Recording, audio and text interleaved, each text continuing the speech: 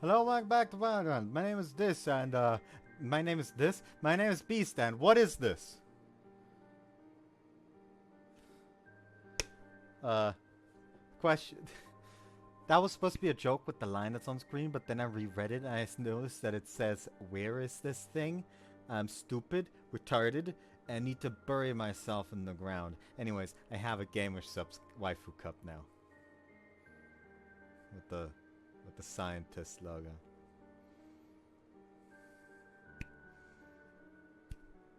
They're I actually quite like these. They taste good. Eat good. Anyways,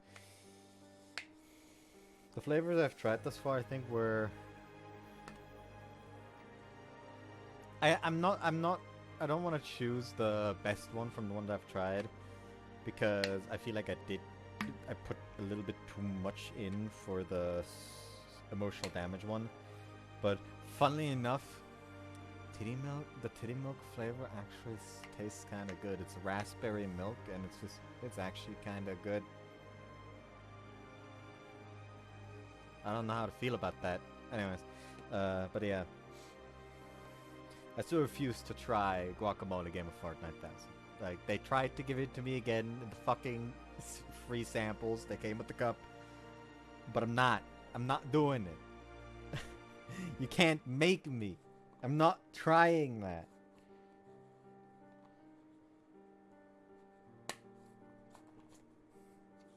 Anyways. Where's this thing? I rummaged through Shigure's desk drawers. I started from one side and make my way along, flinging out the contents. Can't find it, must not be here. That's odd, I clearly remember sitting here at this desk and writing entries or something or other in it. Tell me, where did I put that book? However, my question remains unanswered. It floats through the air before being sucked into the deafening silence. I need to remember her name. That's what Suzu said. I noticed that it's a her. She didn't tell me a damn thing about this girl. The only thing I can do is keep going forward. With that in mind, I consider where to search next. Right, I'll try there.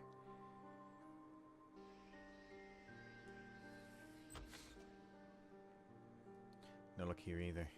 I moved to the drawers, but likewise there was nothing that caught my eye. Leaning back in my chair, I absently stare at the ceiling.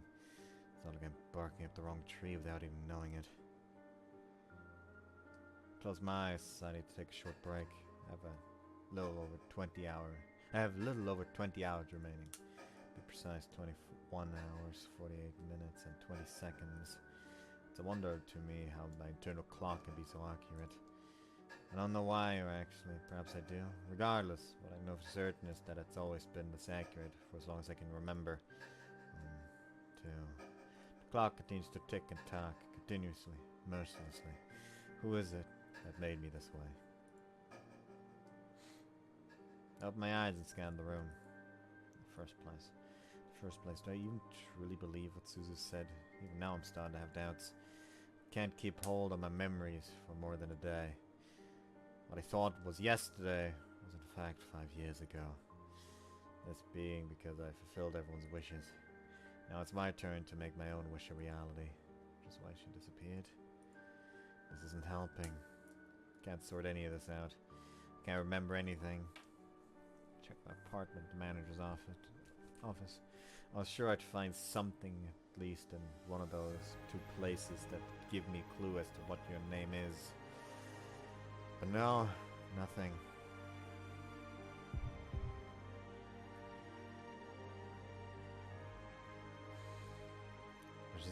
I just need to keep searching. For you and the sixth one. Can't stop now. Need to keep going. Need to find both your name and that book. Close my eyes once more. I chilled on. A book. Book. I'm searching for a book. There's only one place it could possibly be. Just kicks down the door to Suzu's room. All books eventually end up here. This is a dream. Currently dreaming. Everything is white. Everything is gone. Everyone is gone. Everyone save for me. The me that once was. I'm alone. Surrounded by books. Unable to see anyone. Unable to speak to anyone. Love. want to know what love feels like. I mutter that wish to myself again and again, ad infinitum.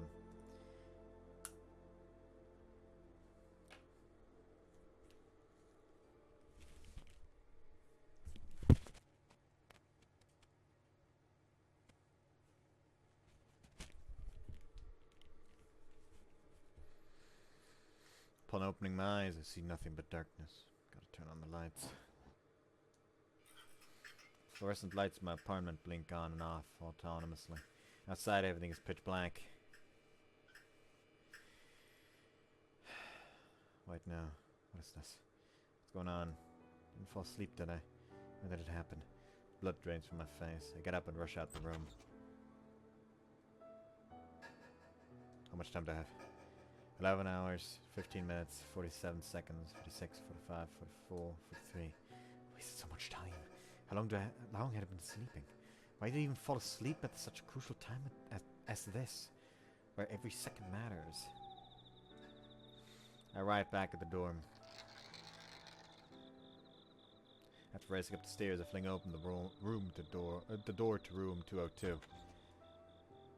Hayai. Susan snaps the book in her hand shut. She's sitting on the windowsill, just like she was when we first met. What are you talking about? 昨日よりも1時間以上早いよ。で、どうかな、ゆうくん。もうギブアップ? No. I begin to rifle through the mountains of books. Tell me, Susan, where is it here? あるって何が? Why do I form a smile in her response? I feel like I should be angry or impatient, but I'm not. The book, what I'm searching for. More specifically, I think it might be a diary. ああ、本ね。You're the first person who came to mind when I realized I was searching for a book. そうかな。Yeah, so anyways, is the book I'm searching for here? 秘密。I figured you'd say that. ごめんね。教えられないんだ。That's fine, I understand. It's something I need to find on my own. Smile ruefully, picking up a book off the book and checking their covers while relying on the fragments of my memories, on what fragments of my memory remain. You くんは5年前に戻りたいって言ったよね。Yeah, I guess you did say it was possible. 今は違う? Maybe not. But now, what I want is to reclaim the things that I've lost. She nods in response, then flips the page in her book. The sound of paper rubbing together reaches my ears. It's a very familiar, soothing sound to me, almost like a lullaby of sorts. By the way, where's Shinku-Route? それも秘密。 How come? ズルはダメだよ。あいつは探し物の名人だから。それに、頼み事にイエスとしか答えられないお人よしなんだ、あいつは。君の魂胆なんてお見通しなんだよ。You saw right through me, huh? 当たり前だよ。 She chuckles. I refocus on my search, looking around the room for any clues. She's the one. The book she's holding is the book, probably. ゆうくん、あのさ。Yeah? Continue to examine book after book, keeping my back turned to her as I throw back a half-hearted response. What is it? Every book I pick up is one that she's lent to me and that I've read at least once. そろそろ諦めたらどうだ? I stare at her blankly. I'm so flummoxed that I nearly dropped the book in my hand. What? Maybe my trust in her was blinding me, leading me to believe that she'd never utter something so disheartening to me. Which is why I can't help but ask her, why would I do that? 残り時間は She casts a glance at the clock on the wall. 11 hours, 7 minutes and 28 seconds. なるほど。あの時計、10分近く遅れてるな。Her response all but confirms that prediction I'd made, that I'd only had 24 hours to figure this out was correct. If I can't manage to find anything within that time period, the current me will disappear by midday tomorrow. I pause my search and bring my eyes to Suzu's face. She seems to be trying her utmost to avoid meeting my gaze. もう Yeah? もうさ、頑張るのはよさないか? 君は十分これ以上ないってくらい頑張ったよ。だからもう目の前にぶら下がる小さな幸せを求めても、戻るの選択をしても、誰も君のことを責めたりはしないと思うよ。I'm just waiting for them to give me like an option that leads to a bad end or something. Suzu? ん? 何かな? I've been thinking. Well, according to what you said, my mind is stuck in the past, right? So, insofar as my ability to retain memories for more than a day remains broken. But when did this all start? みんなが一人残らず出て行ってすぐだったから、そうだな。ちょうど1年前だな。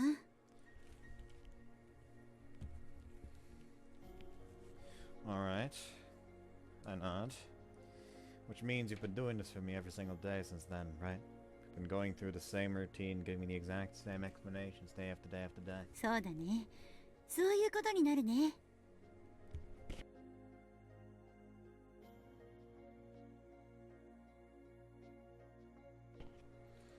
In that case, I know what I need to do about the choice that she's given me.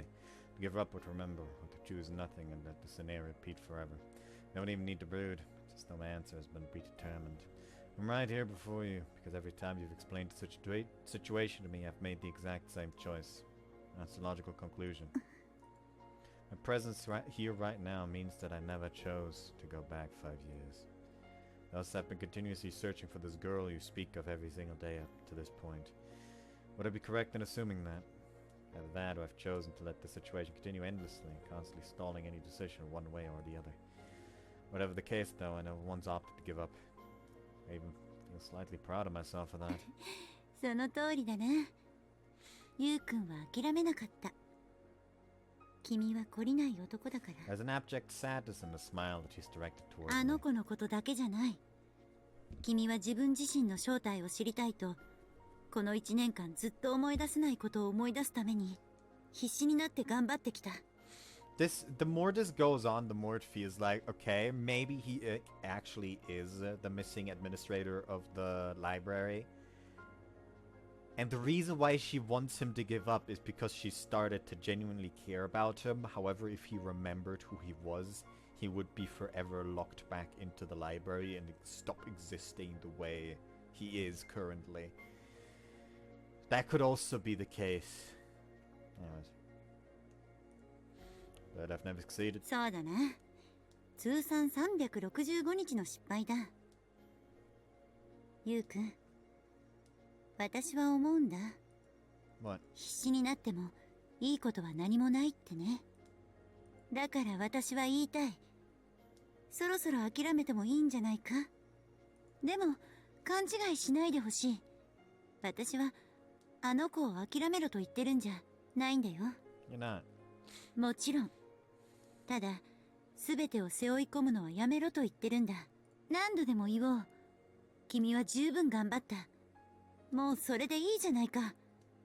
君が、君自身を認められなくても、私が認める。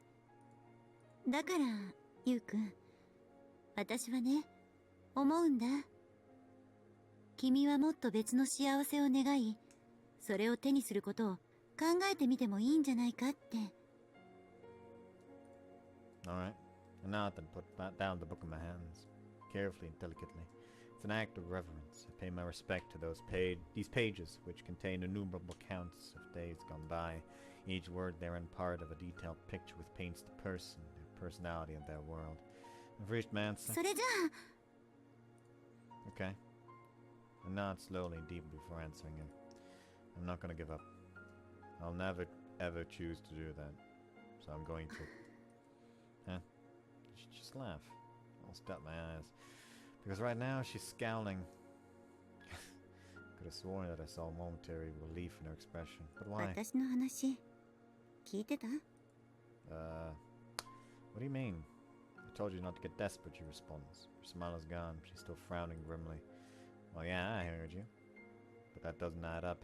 Earlier in the day, you said that this was my final test as your apprentice. You saying that to me actually gave me the motivation to persevere. Are you trying to get me to give up, or do you want me to keep going? Which is it? I don't want to give up. I don't even want to think about it. It's not an option for me. But you do have a point. If I stop now, if I stop racing around, give up on this desperate search, and choose a different path, then maybe I can find happiness. But for whatever reason, I don't want to do that. Can't give up. I have to keep going. I don't even want to entertain the possibility of quitting. Just the thought of abandoning my search for this important person whom I've supposedly forgotten fills me with an inexplicable despair. I'm not gonna give up. No way. なるほど。 She promptly shuts the book in her 要 hand. するに6人目を見捨てる気は毛頭ないんだね。戻ると口にする気もさらさらないんだ。 That's right. I know. There are options that I'm averse to. There are options that I don't want to choose and options that I want to choose. I don't want to give up on some that I don't want to. I want to accept resignation and despair against what my instincts are telling me. Well, I think that this resolve stems from the confidence I have in my self-identity, because after all, those various choices are why I'm here right now.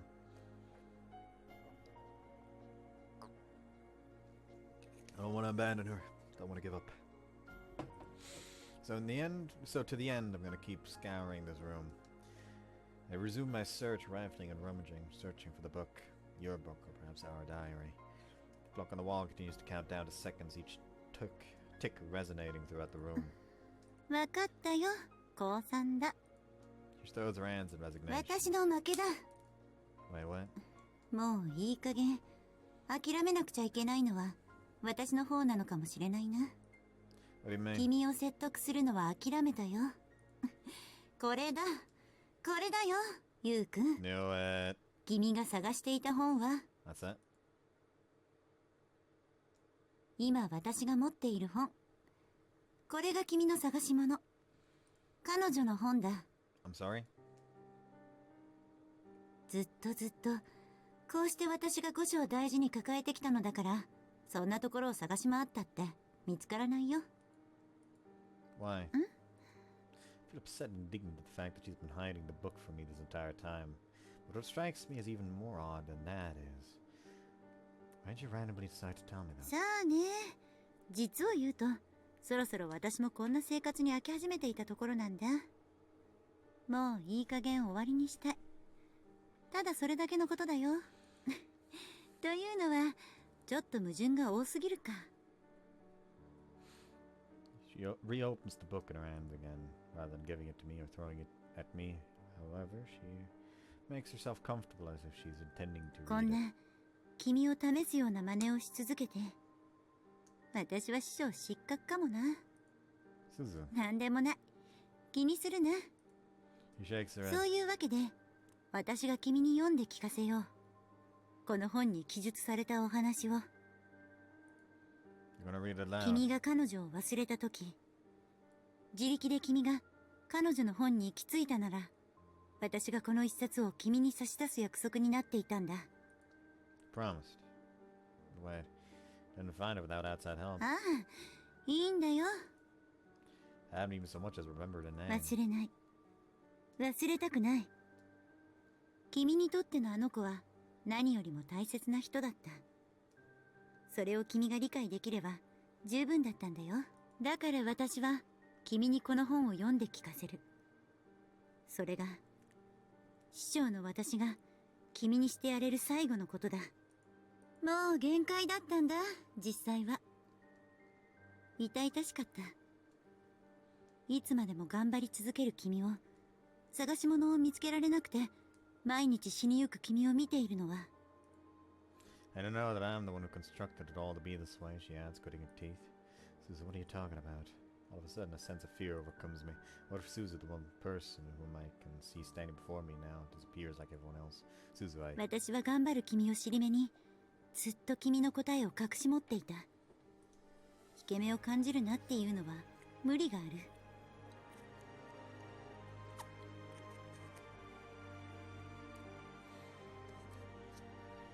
さあ、おとぎ話を始めよう。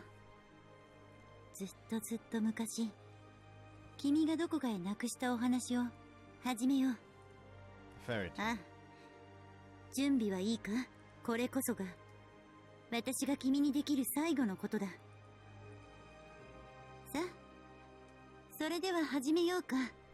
この世界という名のおとぎ話を。 So yeah, MC is a part of the library. I feel like, considering she said like your past long ago, then it's the story of the world and its creation. Like, the world has ended and I awaken. The end of the world or the beginning. Like, I suppose you could say that most likely it's going to be Shinku was a member of the old world, which then ended.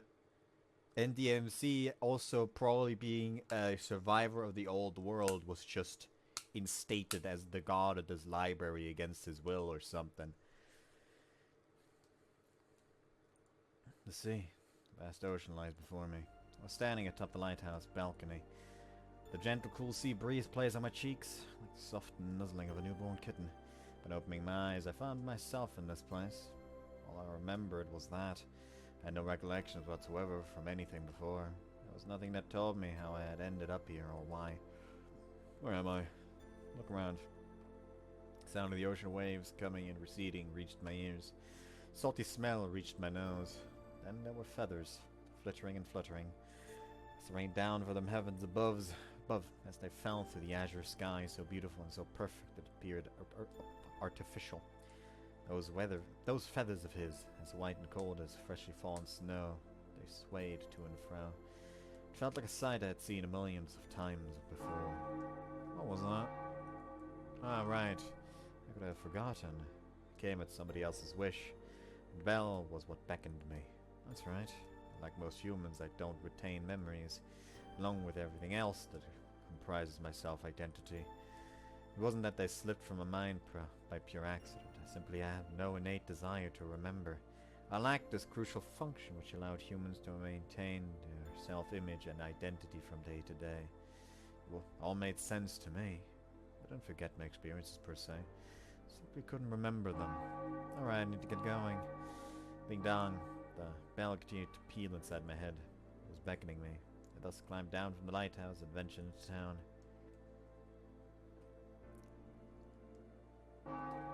The sound was growing louder in my head as if telling me that I was getting closer.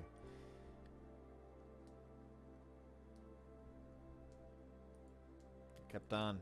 There were no sounds to be heard. There were no people to be seen. It was a tranquil town that was gradually being covered in the white feathers which fell from the sky. Just a little further.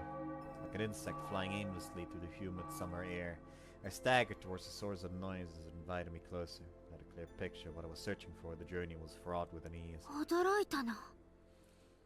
a sudden, a voice called out from behind me. I turned around.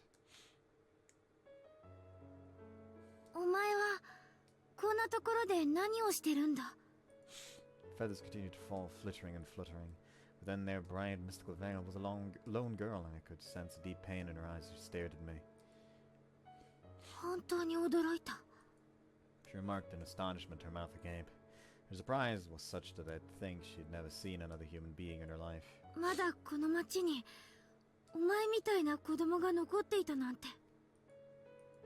sound. The sound is gone. The toll of the bell, which was leading me to where I needed to go, had noticeably stopped. It's quiet.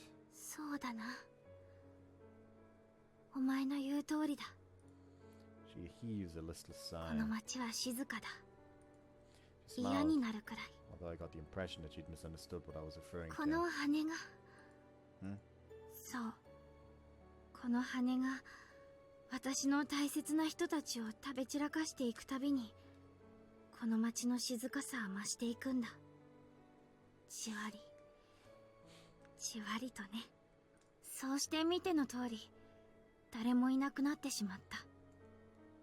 無音だよ。無音。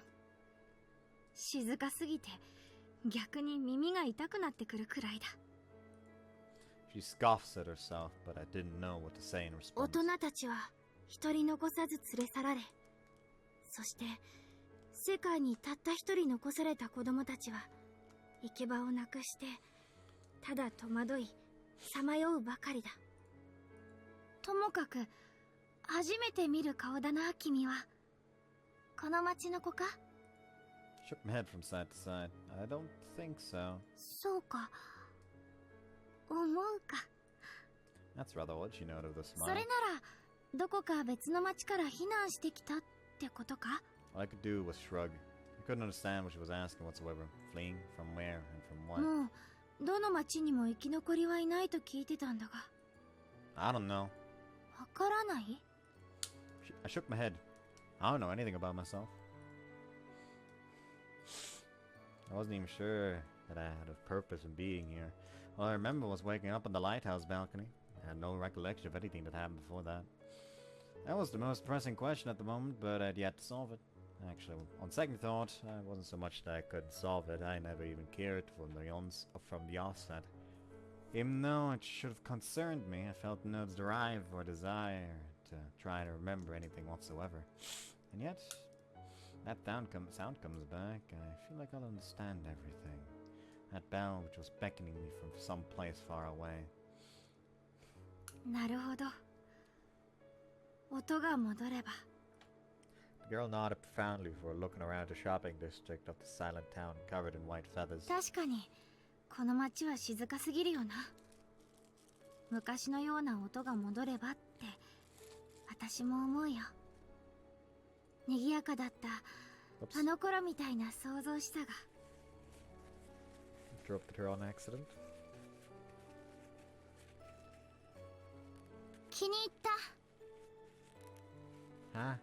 お前がどこの誰で、一体これまでどこに隠れていたのかは知らないけれど。We're on the same wavelength with that. なんだかお前は面白い子だ。うん。気に入ったよ。She then offered me her hand. どうだ？もしも行くところがないのなら、一緒に来ないか？私の仲間たちのところへ。Friends. ああ。残された私たちは協力していかなきゃいけないんだ。生きていくためには。To live. ああ。そうだよ。こんなところに一人でいたって寂しいだろ？みんなお前を歓迎すると思うよ。Stared at the pale hand she outstretched towards me. 嫌か？ Shook my head. I'll go. Then took her hand. I'll go with you. うん、了解。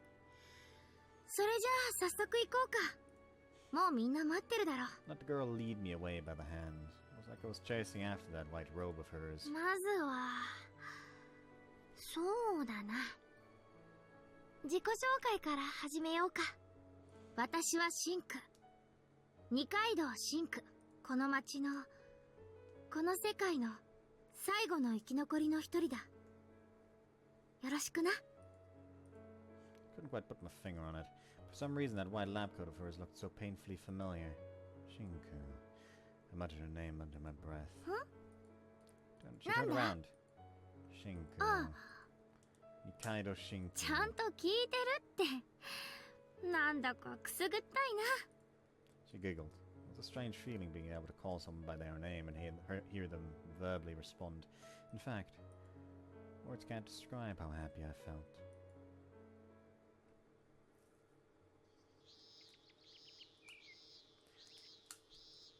Eventually arrived at a school in the middle of town. After walking through the eerily silent hallways, not meeting a single soul along the way, we entered the classroom.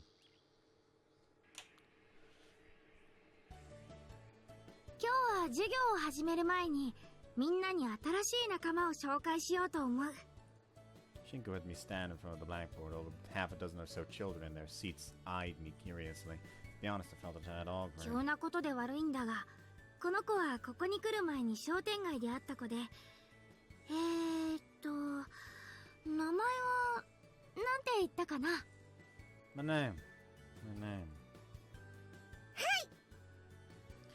Do we get babby versions of everyone? The girl in the seat closest to the front suddenly thrust her hand into the air. 先生、質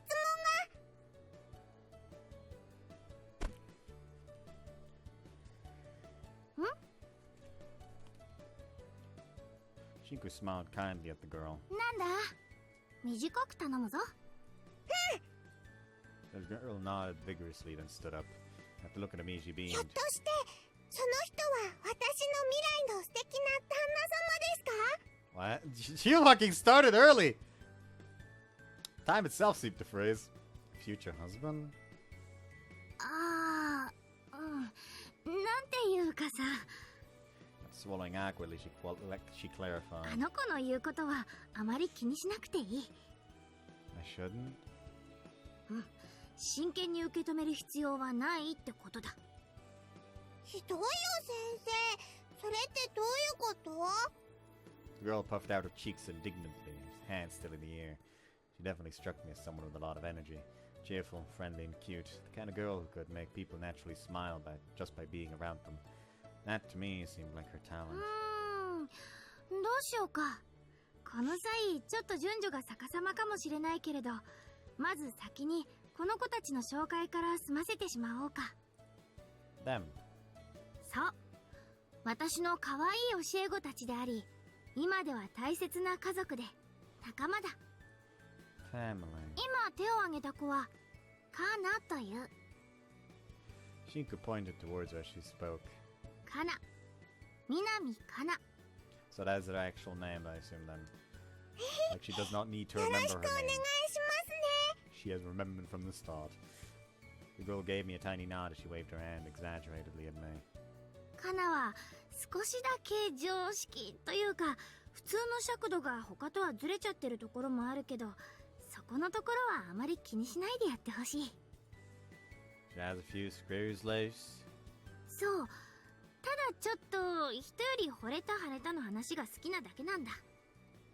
夢は素敵なお嫁さん。可愛いだろ？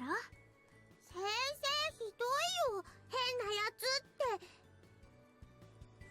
Kana once again puffed up her cheeks indignantly.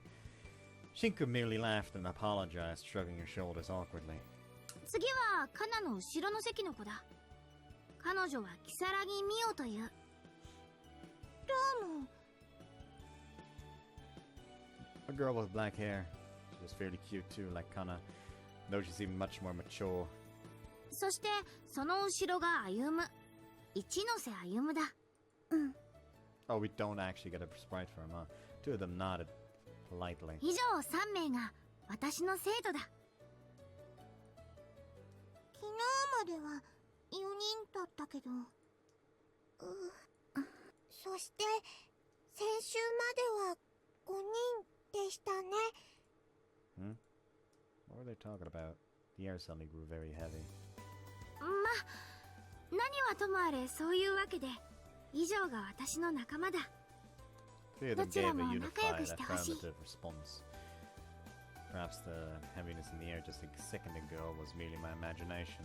It all began when the girl named Kisaragi Mio mentioned that there had been 4 of them. However, Shinku kept talking, showing no signs of being affected by it. お前はそうだな。 He still そ has の not, 席に座ってくれるか he な。 still has not introduced himself. I walked to the empty seat next to the strange girl and sat down. Friends, students, survivors. There were 4 children here yesterday. The week before, 5. At the time, I had no idea what I was getting myself into. 隣同士、これからよろしくお願いしますね。 The girl who had been introduced as Minami Kana shuffled her desk up next to mine with a bashful smile. Huh? I stared at her dubiously, unsure of why she felt the need to close the distance between us. 私たちこれからきっととても仲良くなれますよね。 Friend. はい。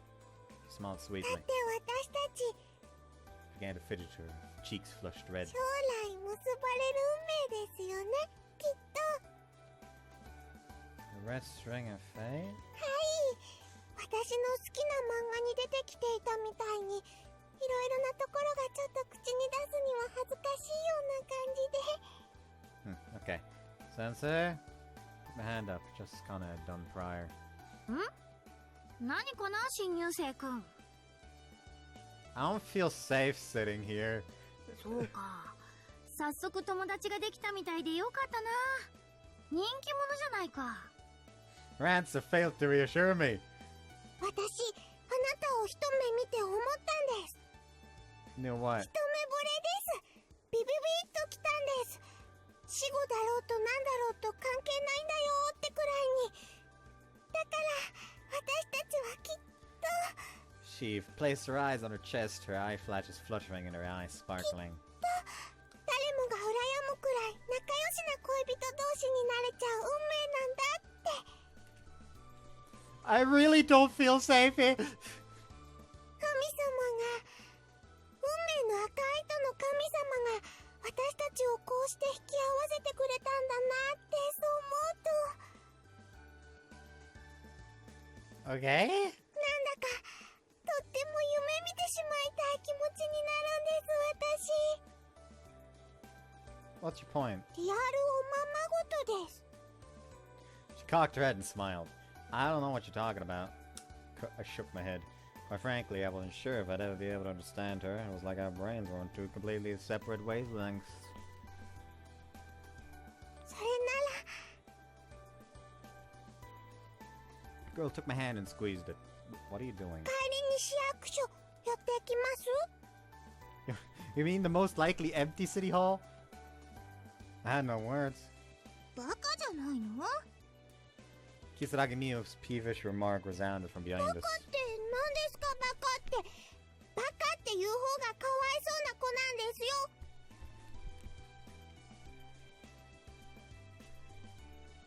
先生が言ってたみたいに、あまりこの子の言うことを相手にしなくてもいいよ。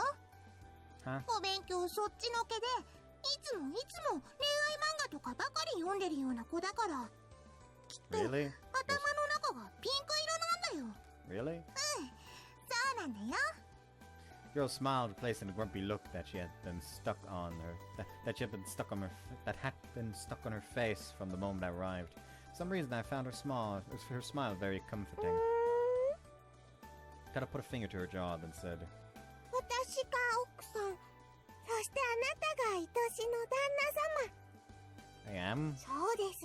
そして愛し合う新婚夫婦には口うるさい小ジュットがいつもそばで目尻に小じわを蓄えて。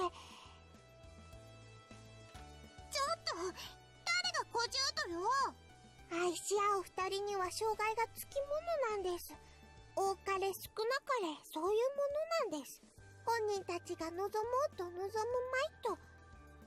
でもあまり障害が大きいとめげてしまいそうです。お手柔らかにお願いします。何よそれ。私がその障害だって言いたいの？ And watching confusion as the two girls began to bigger. That was when I felt something. A gaze was piercing me like a knife to the back of my neck. Sensei? I raised my hand again. どうした？ Someone's staring at the back of my head like they want to kill me. I didn't think my statement was misrepresentative of what I felt in the air. そうか。本当にもう随分と仲良くなったんだな。思ったより順応力が高いじゃないか、君は。 I've not done anything. I've just been a victim of the circumstances. I didn't quite agree with your assessment. ともかく、以上がこれから生活を共にする仲間だ。全員の顔と名前はもう覚えてくれたかな？ We'll be living together? そう。お前も行くところがないんだろ？だから、あんなところを一人で歩いていたんだ。お前も私たちと同じで、一人っきりで家族がいない。Family. お父さん、お母さん、お前を守ってくれていた優しい人。そういった人たちだ。私たちは同類なんだ。似た者同士。みんな一人だ。だから、残された私たちは、力を合わせて生きていかなくちゃいけない。一人でも多い方がいいんだよ。こういうのはさ。うん。それでは、今日の授業を始めようか。たとえ世界が終わってしまうからといって、高学心を置いてきぼりにはできない。人間、いつだって少し上に挑戦し続けていかないと、生きてるってことを、ついつい忘れがちになってしまうものだから。Shinku stuffed one hand in her lab coat pocket as she returned to the blackboard with a piece of chalk in the other hand. Then she froze, her hand hovering in the air. 先生、どうしたの？うん。そういえば、She turned back around, then pointed her chalk at me and spoke. まだお前の名前を聞いていなかった Ah, んだ。 there we go. こちらが一方的に自己紹介を済ませただけだ。 My name. そう、名前だ。あるだろ？お父さんとお母さんからもらった大切な名前がさ。そしてこれまでどこに住んでいたどこの誰なのか。そういった紹介をしてくれれば非常に嬉しいんだ。私 Consider た a ちとしては。 proposal. Whoops. Consider a proposal. My name. I was pretty sure I knew what a name was. That was the life I was living right now wasn't quite my own. There was one word that immediately came to mind. Yuma. Huh? My name's Yuma. I thought it was at least. My instincts tell me such were to be believed. Kanue Yuma. That's my name. Everyone in the room stared at me wide-eyed. And for some reason, there was a distinct sadness in Shinku's eyes.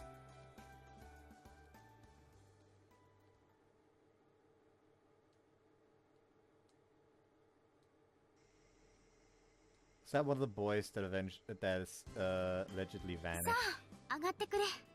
狭いところで悪いが、適当に座って待っていてくれ。今から夕飯を作るから。After half a day of classes, we were dismissed and everyone went home. Since I had nowhere to go, Shinku invited me to come to her place. Little baby face! So, I swept my gaze over the apartment room. As you'd said, it was a bit cramped. Everything from the walls to the floor to the ceiling looked quite old. 今日はここに泊まるといい。He suddenly pulled out to me from the kitchen. Just for the night? ああ、今日だけと言わずに、どこにも身を寄せる場所がないのなら、ずっと一緒に暮らしたっていいさ。You said we were gonna help each other out to survive, right? そうだな。その通りだ。 She and I conversed through the sliding door that separated the living room from the kitchen. So this is where you live? そうだよ。今はね、 For now? ここは昔に私が家族と一緒に暮らしていた部屋なんだ。 Your family? そう。お父さんとお母さんと双子の妹、とある研究機関に属する科学者だったんだ。一階の研究者は研究資料などにばかり費用がかさんで、経済的に困窮しているような人たちばかりだ。私の両親もその例にあぶれずという具合だった。だけどあの頃はそれでも十分に幸せだった。生活が十分ではなくても、その他の大切なものは全て十分すぎるくらいに揃っていた。この小さな部屋に身を寄せ合って暮らしていたあの頃が一番幸せで、世の中の誰しもと同じで、この世界が終わるだなんて想像もしてなかったんだ。私たちは。 The world would end? あの忌々しい白い羽が終わらせるんだ。私たちの世界を。What exactly did the end of the world entail? I'd heard that phrase tossed around numerous times that day. World as I know it is going to be no more. What's going to happen? I've never heard of it before. I had no recollection of it. I felt an ominous, uncomfortable shiver run up from the tips of my toes. Fear began to grip me. お待たせ。 Shinku then returned from the kitchen carrying some plates. ごめんな。あまり豪勢な料理を作ってやれなくて。 After apologizing, he placed the plates down on the table. I wasn't quite sure what I was looking at. どうした？もしかして嫌いだったか？ Shinku looked at me worryingly, but I shook my head. No, it's just... そうなのか？ I've never seen this type of food before. それ本気で言ってるのか？ホットケーキだよ。ホットケーキ。 Pan. ホットケーキだ。本当に知らないのか？珍しいな、それは。 Also, her, like, holding her fork to her mouth while there's nothing on her plate just makes you imagine. She literally just placed the stack down for him, placed her stack down, impaled the entire stack with a fork, just shoved it all in her mouth, and has literally just finished swallowing them or something. Cakes? Wouldn't the name imply that they were a dessert? In that case, I found myself wondering why we were having them for an evening meal. Quite frankly, the prospect didn't excite me as much of it all. Some I wasn't much interested in was some that I more than likely wasn't going to be able to remember. If I didn't have an interest in something, it would be apt to say that it didn't matter to me one bit. Even as vague or lacking as my memories were, though, I at least retained the common sense to know that cakes were dessert. Humans do not eat sweets as a main course. That was normal. Everyone knew that.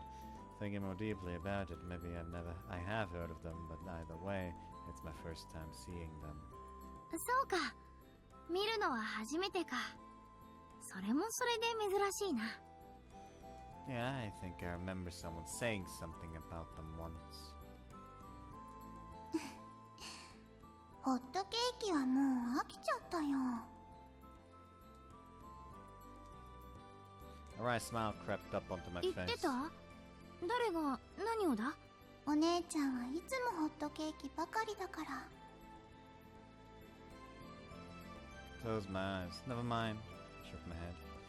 I tried actively remembering, but quickly gave up. とにかくさ、美味しいんだぞホットケーキ。見た目は地味だけどバカにしちゃいけない。I guess that would actually make the whole... Him being like the fragment of the library that's missing would actually make him forgetting everything make a little bit of sense, since like memory is essentially what is written in your book. But if he is the administrator of the library, he wouldn't have a book. However, instead he would essentially have access to the memories, quote unquote, in every book. So maybe that's where those memories are coming from, because I'm betting that those voices were for Shinku's twin sister.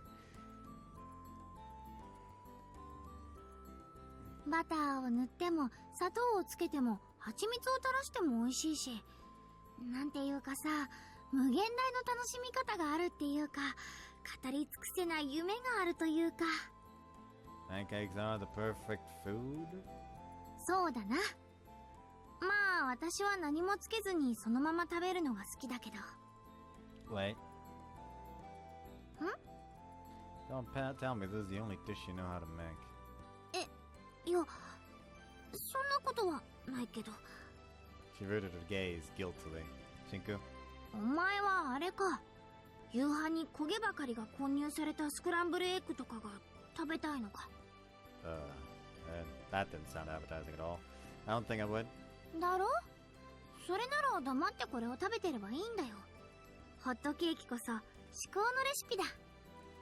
They are. どんなブキッチョでもそれなりに美味しく焼けるのが素晴らしい。So you're bad at cooking. 違う、苦手なんじゃない。ただ個性的なだけなんだ。What difference does that make? なんだよ。She pursed her lips. 平均とそればかりにこだわって個性を根こそぎ刈り取り、とりあえずデコボコにでも平らにしようと粘るわからずやかやお前は。What does that even mean?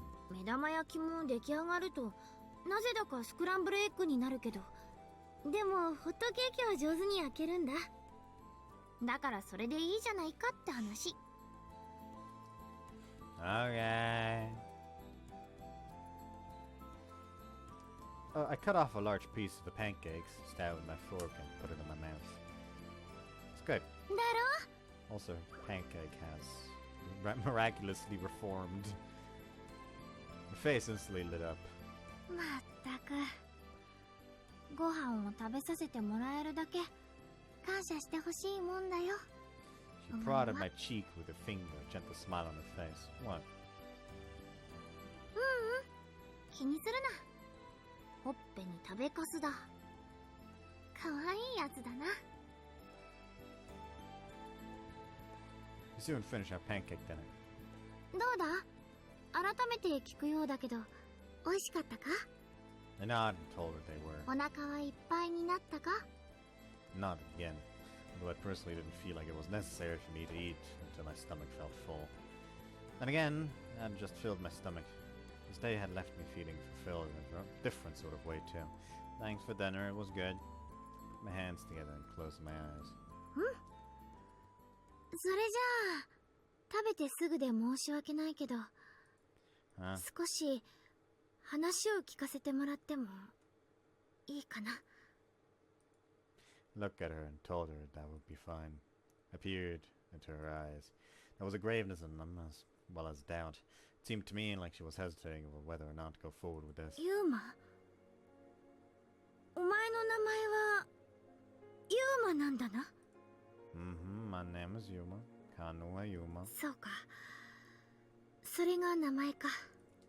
Shinku? あ What's the matter? あ、いや何、そのシンクって呼び捨てはどうにかできないのかなと思ってね。 What's that? だって私の方がずっとお姉さんなんだぞ。そこのところは分かってほしいなっていうか。 Shinku-chan. バカにしてるのかお前は。 If the older person needs to use an honorific with someone who's younger than them, then that's more or less what they usually go with, no?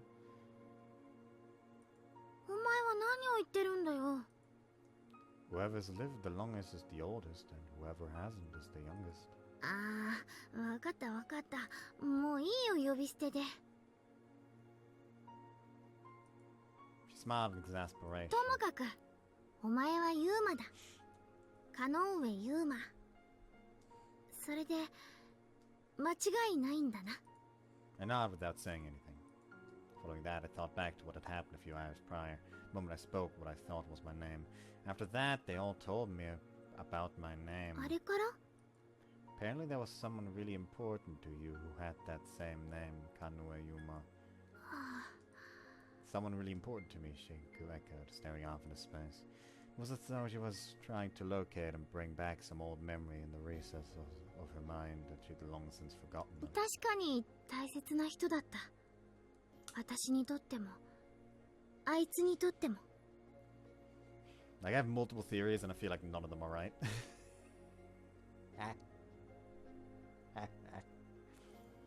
Her. この世はもうすぐ終わるから。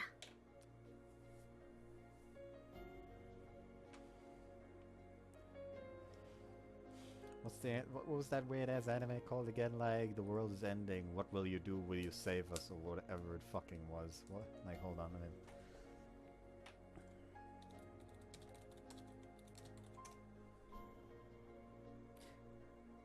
What do you do at the end of the world? Are you busy? Will you save it? Yeah, that's the fucking name.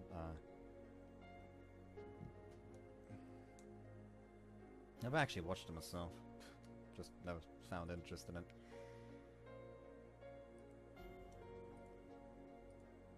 Anyways. Huh? それを阻止するために私は両親から引き継いだ研究を続けてきたけれど。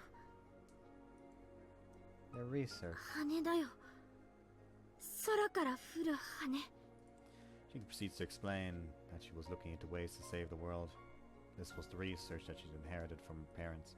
昨日私の生徒が大切な仲間が一人最果てへと連れ去られた。今お前がユーマが使っている席は昨日まで遠峰司という子が使っていたんだ。 Oh damn, Tsukasa's dead! She was the one taken away to this beyond place? そう、この世の中にはどこか遠いところに神様の住む場所があって、そこに住む意地悪な神様が私たちの命をいたずらに乱獲し始めて。 Shinku looked away before adding that this god used to only whisk away one life per year, and that was how it had always been.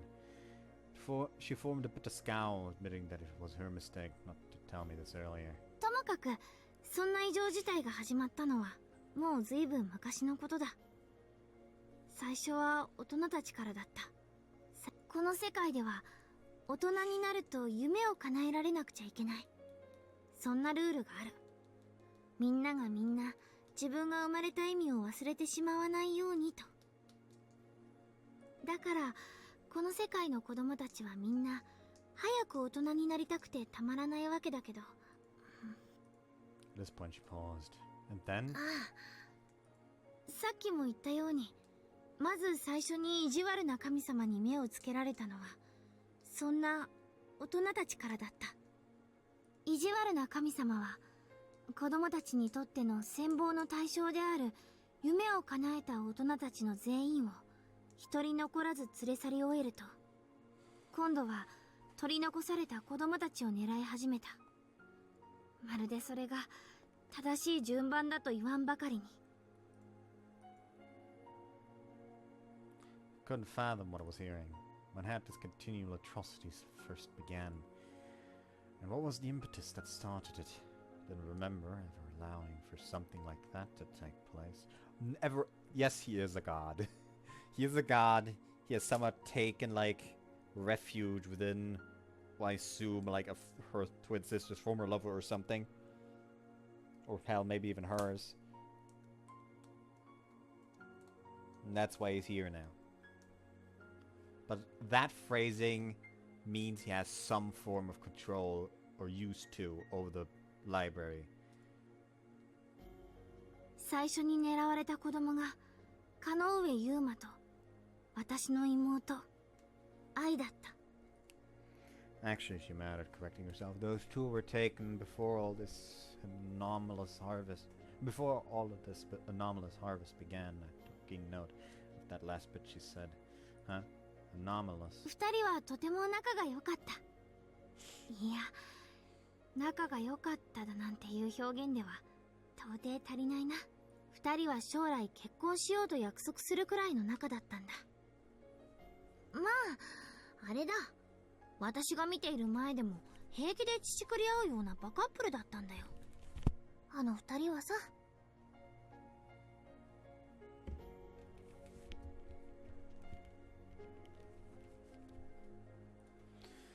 There almost seemed to be a slight peevishness in her tone. At the same time, though, her lips were curled into a smile as she spoke of them. So he was someone important to you, the person your sister was going to marry. ああ、そうだな。大切だった。 She closed her eyes as if yearning for the far-off days when she might see his face again. 私たち三人は子供の頃からいつも一緒な幼馴染だった。次第にユーマと愛は付き合って付き合い始めて、そんな二人を私は応援してた。二人はとてもお似合いだと思った。ユーマはきっと夢見がちな妹を幸せにしてくれるだろうと信じていたか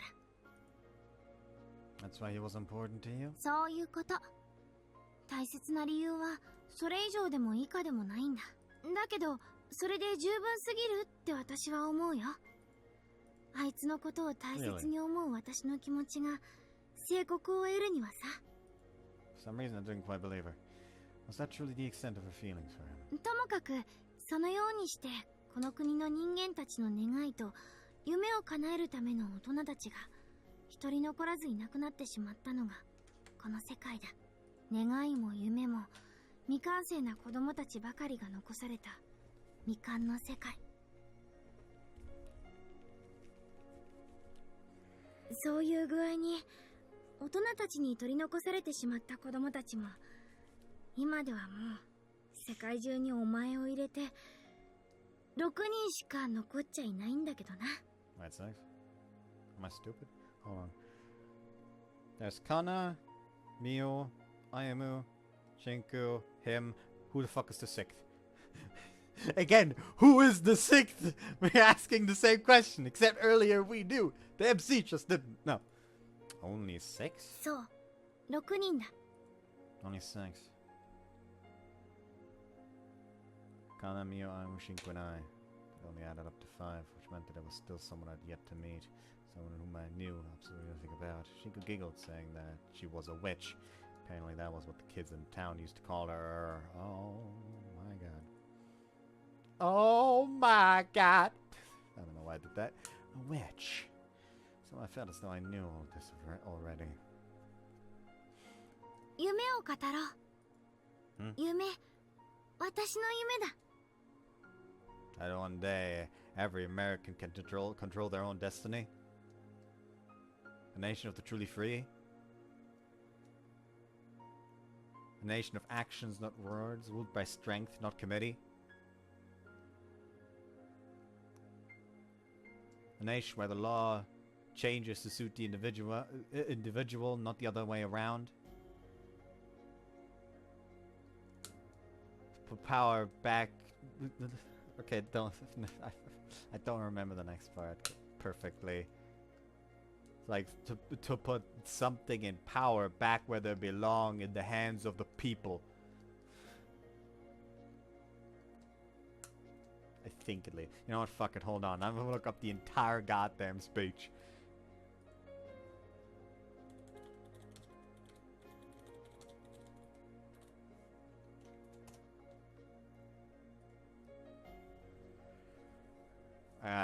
I do need capital and votes. I want to know why I have a dream that one day every person in this nation will control their own destiny. A land of the truly free, damn it. A nation of action, not words. Ruled by strength, not committee. Where the law changes to suit the individual, not the other way around. Where power and justice are back where they belong, in the hands of the people. Where every man is free to think, to act for himself. Fuck all these limp-dick lawyers and chicken shit bureaucrats. Fuck this 24/7 internet spew of trivia and celebrity bullshit. Fuck American pride. Fuck the media. Fuck all of it. America is diseased, rotten to the core. There's no saving it. We need to pull it out by the roots. Wipe the slate clean. Burn it down. And from the ashes a new America will be born. Evolved but untamed. The weak will be purged and the strongest will thrive. The free live as they see fit. They'll make America great again. Then Raiden says, what the hell are you talking about? And then he goes on, you still don't get it. I'm using war as a business to get elected so I can end war as a business. In my America, people will die and kill for what they believe. Not for money, not for oil, not for what they're told is right. Every man will be free to fight his own wars.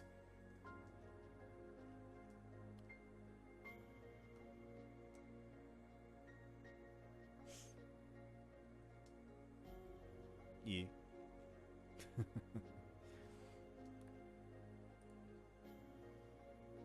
You gotta love Senator Armstrong. You just gotta. この国は終わってしまった。だからその機能を果たせなくなって久しい。誰もが夢や願いを忘れてしまった。その叶え方も忘れてしまった。だから私は私の生徒の願いを、あの子たちの夢をこの世界の代わりに叶えてやりたいなって、そう思うんだ。 You want to make their dreams come true? I don't wonder what exactly their wishes were. Kana, Mio, and Ayumu. What did the three of them wish for? I wanted to ask Shinku, but they didn't get the chance to. そろそろ寝ようか。もう遅い。夜更かしは健全な思考力の大敵だ。寝るときは寝る。それが一番なんだ。何も考えずにね。話の続きはまた明日な。Tomorrow. そう。また明日だ。ユーマの、お前じゃない方のユーマの話も、また明日にもう少しだけ詳しく話すよ。She and I lay down next to each other on the bed. It was a single-sized bed, but still provided plenty of space for us to each sleep comfortably. Our bodies were still so very small. おやすみ、ユーマ。いい夢を。 Closed my eyes. Almost immediately I sunk into the land of dreams. After all, sleeping whenever and for however long was the one thing I knew how to do. The next morning. Who the fuck are you? Liberal. Oh no, the liberals. Following day, I came to school by myself.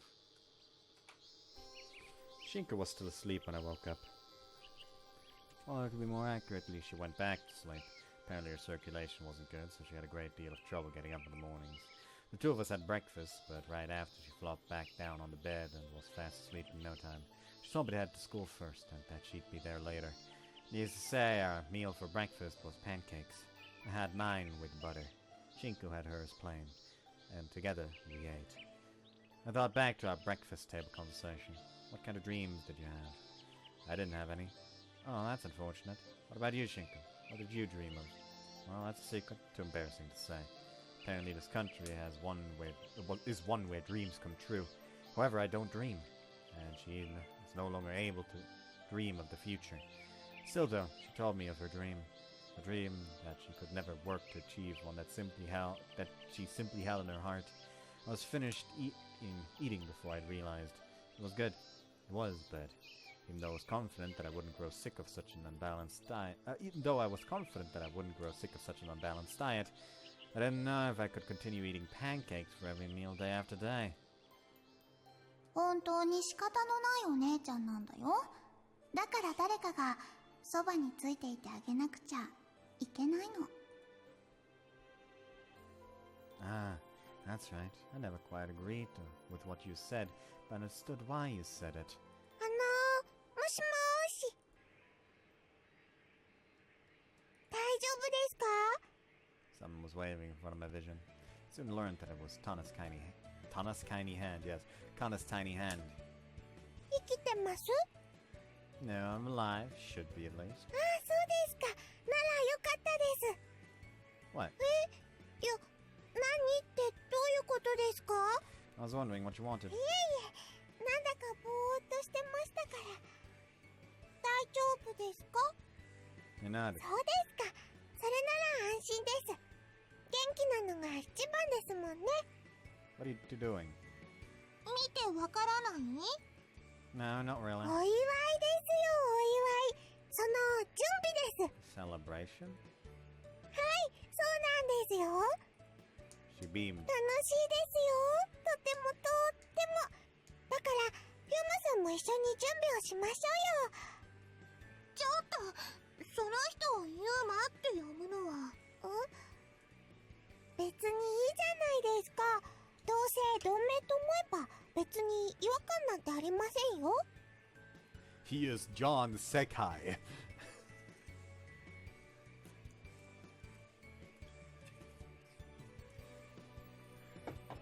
それはそうかもしれないけど、ごめんね。別にあなたを責めていたりするわけじゃないんだけど。まあまあ、ともかくあれですよ。みんなで一緒に頑張りましょう。 Together. はい、それもこれも先生を喜ばせるためです。 To make her happy? そうです。実はちょうど1週間後の今日がシンク先生のお誕生日なのでした。だからその準備をしてるの。 Oh. Kind of pursed her lips. There was a look of satisfaction on her face. What? なんだかそっけないというか、どうでもいいというような反応ですね。 Oh, did it? そうですよ。それはまあ、ユーマさんは昨日初めて先生に会ったわけですから仕方ないのかもしれませ I んが、 do care. ともかくお誕生日です。お祝いするんです。 Okay, guess I'll play along. そうよ。とにかく何が何でも実行するの。 Got it. What do you want me to do? そうですね。ユーマさんはこの折り紙を切って輪っかを作っていってくれませんか？ Sure. Kind of passed me a book telling me how to make paper decorations. Looking at the page detailing how to make paper chains, I carefully followed the instructions step by step. すごい器用なんですね、ユーマさんは。 Kind of watched her now as I completed a beautiful chain in a short time. It's not that hard, really. All I did was follow the instructions. Oh, that reminds me. Continued working with my hands as I spoke to her. What are your wishes? 私たちの願い？ I nodded, but they only looked at me confusedly. Shinku, your teacher, told me that you each had a wish you wanted to come true. 先生か？ Yeah? 私たちの願いを叶えてくれる？ Well, that's what she said at least. They shared a glance, kind of then mumbled my wishes. 私はお母さんともう一度暮らしたいです。今ではもう絶対に叶わない願いだって分かってますけど、でもそれが私の願いです。私はお父さんとお母さんに会いたい。それだけでいい。天国でも地獄でもどんな場所でもいいから、もう一度だけ会いたいの。 Oh. The conversation came to an abrupt end. After that, we continued to work in silence. I wondered if perhaps my question had touched upon a subject that neither of them wanted to talk about. It was just as I was beginning to feel that faint awkwardness in the air that Kana spoke up. これは秘密のパーティーなんです。 Huh? だから先生にバレないように頑張らなくちゃいけませんね。 She beamed as she told me this. そうね。バレないようにするにはこうして朝の時間と放課後に少しずつ進めるしかないから。間に合うかな。ちょっと不安。 Mio's smile, on the other hand, was more 大 modest. 丈夫ですよ。私たちみんなで頑張ればきっとできます。今はユマさんも増えましたし。 Oh, can I ask something else? はい。 I think someone's missing. 一ノ瀬くん？ Yeah, I was pretty sure that was his 確 name. かにおかしいですね。歩さんはいつも誰よりも早く教室にやってくるのに。一ノ瀬くんも心配だけど、でもそろそろ朝の作業の時間限界。ああ、そうですね。片付けましょうか。もうすぐ先生が来ちゃいますね。 You're putting it all away? はい、輪っかを作ってほしいと言っておいて申し訳ないですが、お片付け手伝っていただけますか？ I responded with a nod. With that, we began to put away the decorations we'd made. みんなごめん。 As soon as Shinku walked through the door, she bowed and apologized. また間に合わなかった。先生？歩が一ノ瀬歩が。 What Shinku said next was to us the worst possible news we could have heard.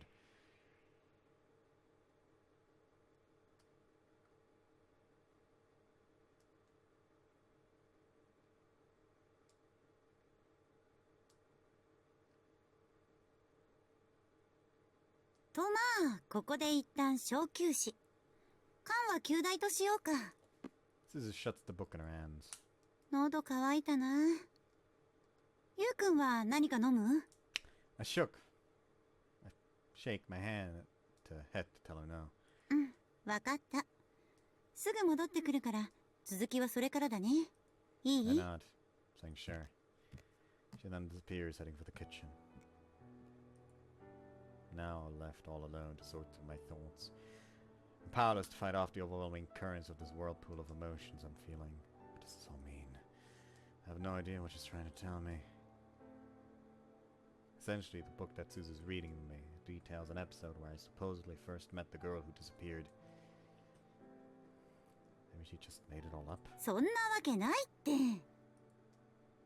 どうしてそんなことを私がしなくちゃいけないんだよ。そんなのはまるで意味がないことだ。そうだろ？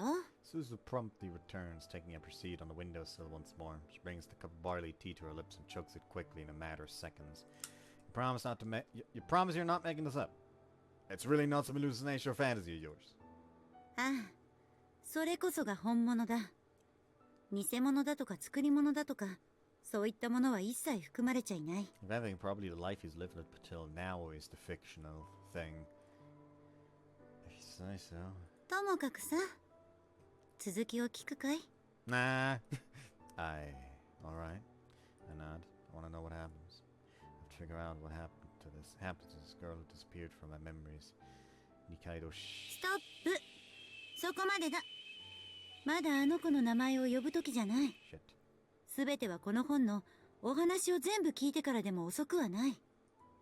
それじゃあ続きを読もうか。もう少しだけ。うん。もう少しだけ私のわがままに付き合ってほしいんだ。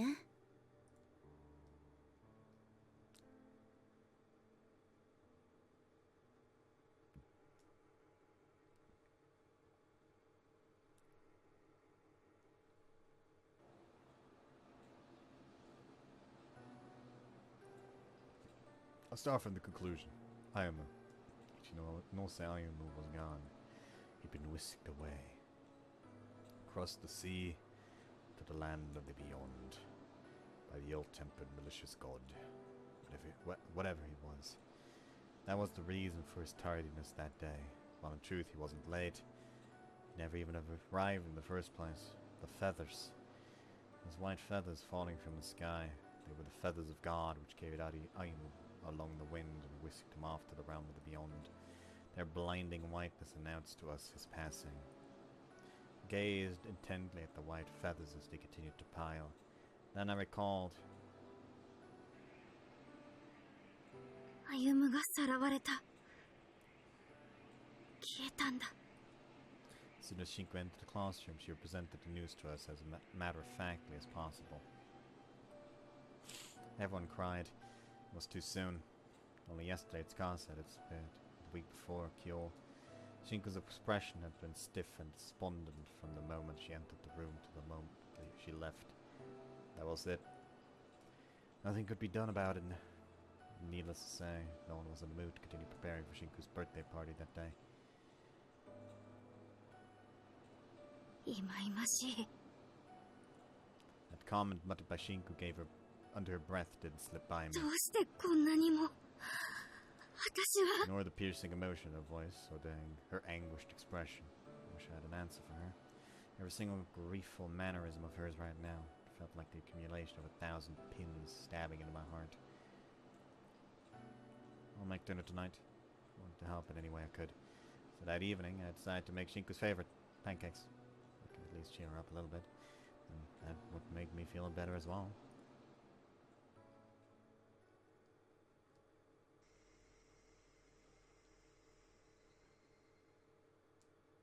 これ、ユーマが作ってくれたのか？ I finished making the pancakes by the time Shinku came home. Yeah, I made them. Just copy what I saw you do yesterday, well with the help of one of the cookbooks here too. へえ、すごいな。綺麗に焼けてる。個性的な形になったりするでもなくて。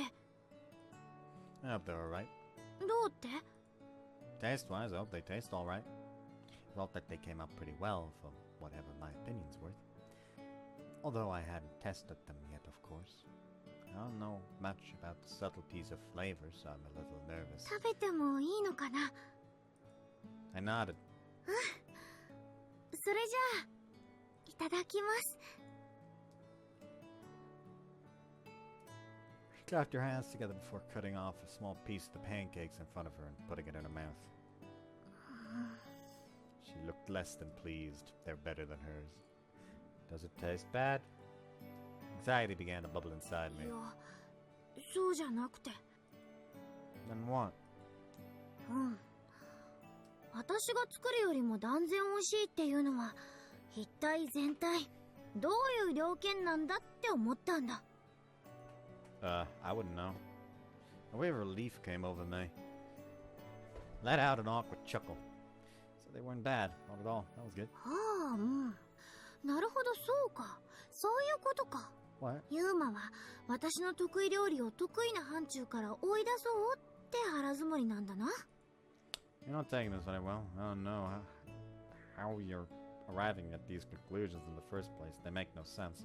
そんなはずはない。いや違う。こんなはずはないんだ。 Dan began to grumble under her こ breath. の料理だけは誰にも負けないつもりで、いや、負けてはいけないってずっとそう思ってたのに。 You know, Shinku, as I was making these, I was thinking. 何を？ I just really don't think making pancakes qualifies as cooking. 何が言いたいんだ？ She glared at me menacingly. They're just a snack. You can't call these a proper meal. There are hardly any ingredients. The preparation is easy. They are ready in minutes. Personally, it's just way too simple for me to see as legitimate cooking. なんだよ。お前は料理に規制をつける気なのか？差別も区別も私は嫌いだ。どちらも独善的に過ぎるから。 They're just pancakes. Despite her constant griping and complaining, she didn't stop eating. After a few seconds, she paused to get up and go to the kitchen to pour herself some coffee. Straight black coffee with no sweetness whatsoever. She offered me a drink, but I had one sip of it and I immediately grimaced. You like coffee too, huh? I don't know how you drink this stuff. It's so bitter. 苦いのと甘いのを交互に食べるのが好きなんだよ。私は。コーヒーの苦さでホットケーキの素朴な甘さがぐっと増すんだ。それがとても美味しいんだよ。 Really? ああ。それに私の仕事の研究は睡魔との戦いでもあるからカフェインは必須なんだよ。コーヒーは気づいたら一日中飲んでるんじゃないかって思うよ。 Wow, there must be a lot of time spent on the shitter.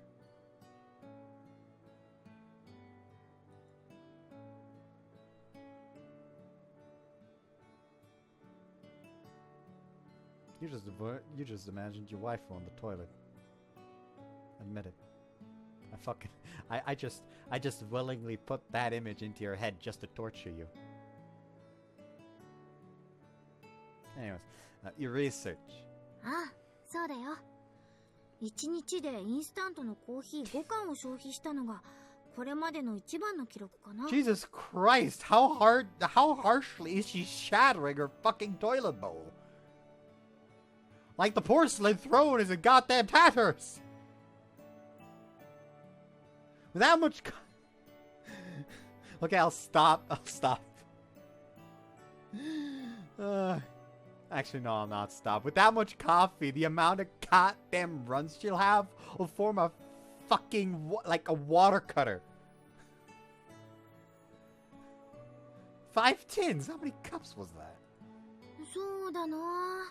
正確には覚えてないし、私は一杯をものすごく濃く入れるからな。多分30から50杯ってところなんじゃないのかな。Alright, let's look up how...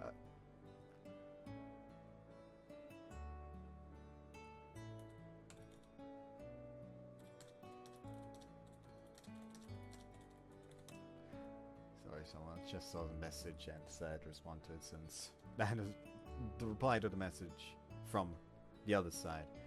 It's probably gonna take longer since they were... Listen, when you look at a message like, hey, I have an idea, you want to hear it, you know that, like, okay, it's gonna take them a while to type that out, so let's just, like, do that first, so they have time. Anyways. Many cups of coffee on average. Cause...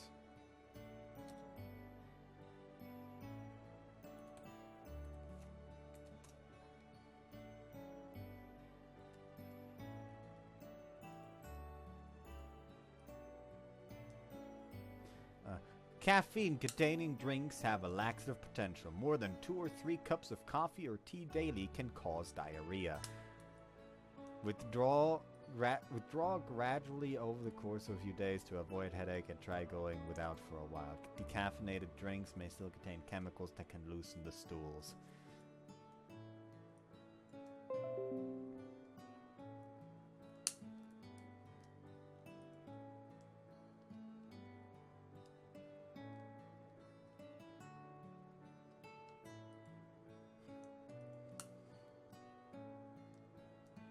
That sounds like way too much coffee. だよな。私もちょっと自分が中毒者気味だよな。気をつけなくちゃいけないなって、そう思うこともあるよ。Addiction is the least of your worries. With that much coffee. She then finishes up the last remaining bites of her pancake stack. Seeing that made me so happy. I'd cooked something specially for her, and she enjoyed it so much that she ate every last bite. Still, I had to say, there was no way that eating pancakes for every meal of the day was good for her health. お姉ちゃんはいつもホットケーキばかりなんだから。だから私がお姉ちゃんのそばにいて。So, I can cook all sorts of healthy, delicious meals. 何がだ？ Nothing, I said, shaking my head. Do you want any more? 食べる。 She beamed. こんな美味しいものを食べ残しちゃうわけがないだろう。She proceeded to make quick work of the remaining pile. ごちそうさま。 You're welcome. ありがとう。美味しかったよ。よし。それじゃあユーマ、昨日の話の続きをしようか。Her countenance that morning had been the very picture of despair.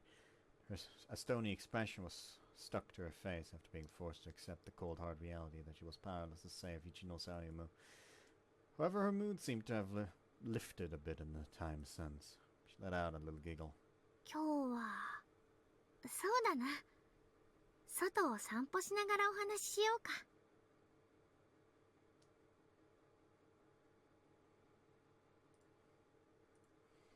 They're going outside? ああ、夕涼みみたいなものだよ。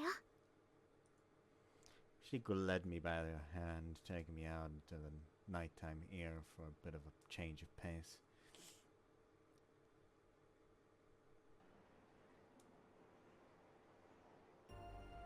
So red. The moon in the sky, which illuminated the fluttering feathers, was a deep blood red color.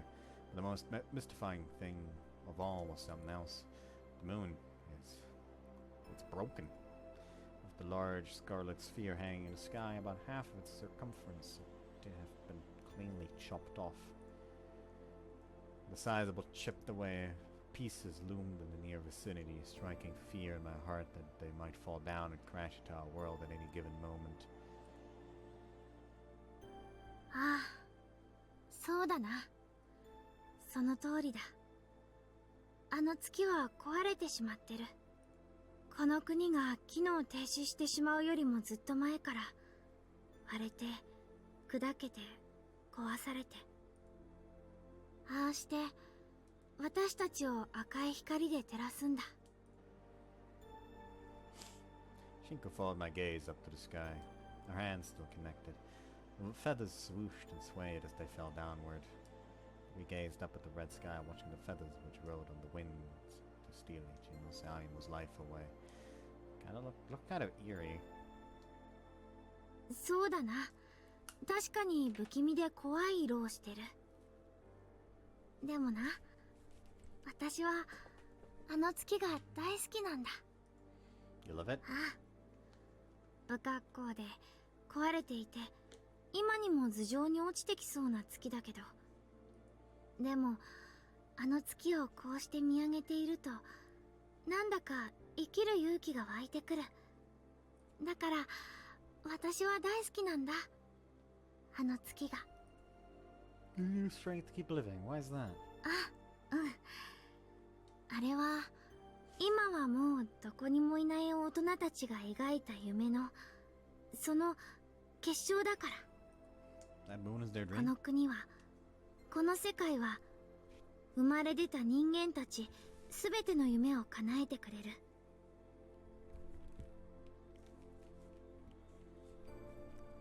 それが国と人との盟約だ。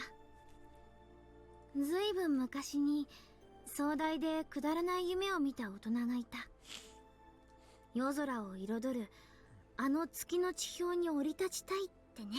まだ誰も知らない、誰も観測した者のいないあの月の裏側には一体何があるのだろうかっていう好奇心とロマンを抱いて。 Nobody had seen the far side of the moon? ああ、当時の技術ではあるものすべてをかき集めても月の裏側を観測することはできなかったんだ。それが空に関しての私たちの限界だった。ともかくずっと昔を生きていたとある夢見る大人は思ったんだ。夜空に浮かぶまだ銀色にきらめいていた頃の月を見上げて。 Think what? 月があんなにも綺麗な銀色で輝くには、きっと私たち人間には計り知れないような不思議な何かの理由があるはずだ。それは太陽の光を月の地表が反射しているとか、そんな科学的につまらない話では決してなくて、例えば月の中核にはマントルの代わりにたっぷりの有害も有害な水銀が埋まってるんじゃないのかとか、あるいは月の裏側には高密度のテクノロジーを有した何者かが大都市を建設していて、そしてそんな彼らが月をまるで白熱灯でも灯すみたいにしてきらめかせ、月の内部の水銀を今にも地球上に降り注がせようと企んでいるんじゃないのか。それなら俺たちがその陰謀を阻止しないわけにはいかないじゃないか。そんなことを本気で考えてた大人たちがいたんだよ。月を爆破し地球を守るんだってね。Really? そんな冗談を本気で面白おかしく語っていた奴らがさ。 Really? There were actual adults who believed this bogus conspiracy theory? Couldn't help but reply incredulously. This country certainly seemed to have a propensity for reckless ideas. ああ、そうだ。大の大人が真面目に真剣にそんなことばかりを考え、そうして実際に実行してしまうのがこの国なんだ。 Shinku didn't seem at all embarrassed to admit the fact. If anything, her tone was a bit boastful. ともかく昔の昔にそんなことを無双した大人たちがいたんだ。何度も自分たちでロケットを作っては飛ばしていた。この国は大人たちの夢を叶えるためにあるけれど、夢を叶える過程を最大限に楽しみたいのだという主張も同じく最大限に叶えてくれる。だから大人たちは何度も何度も月へ行くためにロケットをスクラップにした挙句、それでもついに夜空の月にたどり着き、そうしてはちゃめちゃなあいつらは本当に月を爆破したんだ。地上の誰もが夜空を見守る中で。そんな風にして目的を達成した彼らだったけど、でも結局彼らが地球に帰ってくることは二度となかったんだ。Yeah, the crazy motherfuckers probably accidentally blew themselves up. Why not? 話によると爆破で自分たちの宇宙船ごと破壊してしまったとか。 Probably should have thought that そ through. うだな。間抜けも間抜け、大バカだ。笑えない話だけど、でもなぜかめちゃくちゃに笑える。 Right. 当時このニュースはいろいろと物議を醸したけれど、私欲でそれも個人の妄想で月を破壊しようだなんて馬鹿げていると、それでも私は思うんだ。確かに大いに馬鹿げているし、一歩間違えれば大問題に発展してしまいそうな大人たちの提案と、それを丸ごと寛容するこの国の発想だけど、そんなバカバカしいことを本気で丸ごと許してしまうこの国が私は大好きなんだって思うんだ。 Damn, I sure forgive all those people that were going on fanatic witch hunts killing innocents back in the Middle Ages because they thought they were doing a good thing.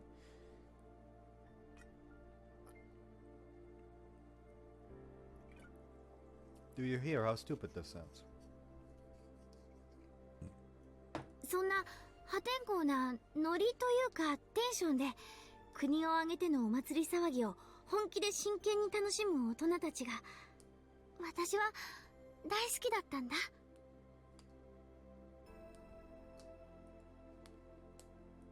だからあの月がそういった自由奔放に生きていく大人たちとそれを見守るこの国の意志の象徴のように私には思えて、そういうわけで私はあの赤色の月が大好きで大嫌いなんだ。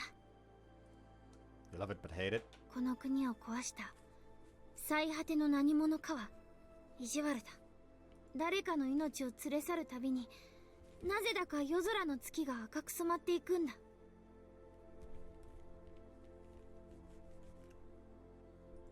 その道理も理屈も何もわからないけど、こうして誰かが連れ去られるたびにその朱色の濃度は上がっていく。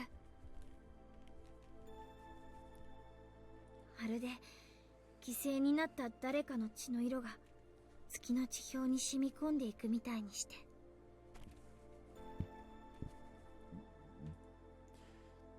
That's real love and hide the moon at the same time. そういうこと。 I neither agree nor disagree with her sentiments. I was honestly unsure what to make of this country's quite frankly reckless policies. However, a thought did strike me. I don't want you to meet the same fate as those adults. They blew off to the moon one day, destroyed it as they wished, but at the cost of their lives. 善処しよう。 Shinku led me all around the town by hand. Sea breeze caressed our cheeks. It felt cold. Terribly, terribly cold. ごめんな。少しだけ話がずれちゃったかもしれないな。何の話をしようと思っていたんだっけ？ I want you to keep telling me about the person who was so important to you, who you loved, the one who had the same name as me. その言い方だとなんだか誤解を受けてしまいそうだな。 She shot me an awkward smile. だけどごめんな。話の続きは明日にしよう。 Huh? 今日は前振りに時間を割きすぎてしまった。もうそろそろ眠らなくちゃいけない時間だ。 Sleep deprivation is the greatest enemy of clear rational thought. そういうこと？ So you'll tell me about him tomorrow? I'll turn off my fucking webcam and take off my shirt. I'm goddamn hot.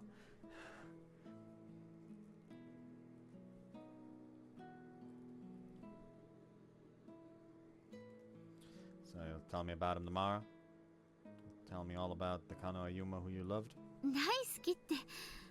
だからそんなんじゃないんだよ。 She blushed a little as she smiled at me. 明日は Huh? 明日こそはあの山の上の風車が回り出さないようにと祈ろう。 Why the wind turbines? ああ、もう誰も連れて行かれないようにとね。 Soon thereafter, I fell asleep here in this country, which granted all the right to dream. My slumber, however, was dreamless. I wrote a diary entry in someone's book so that I wouldn't forget everything that I'd experienced that day.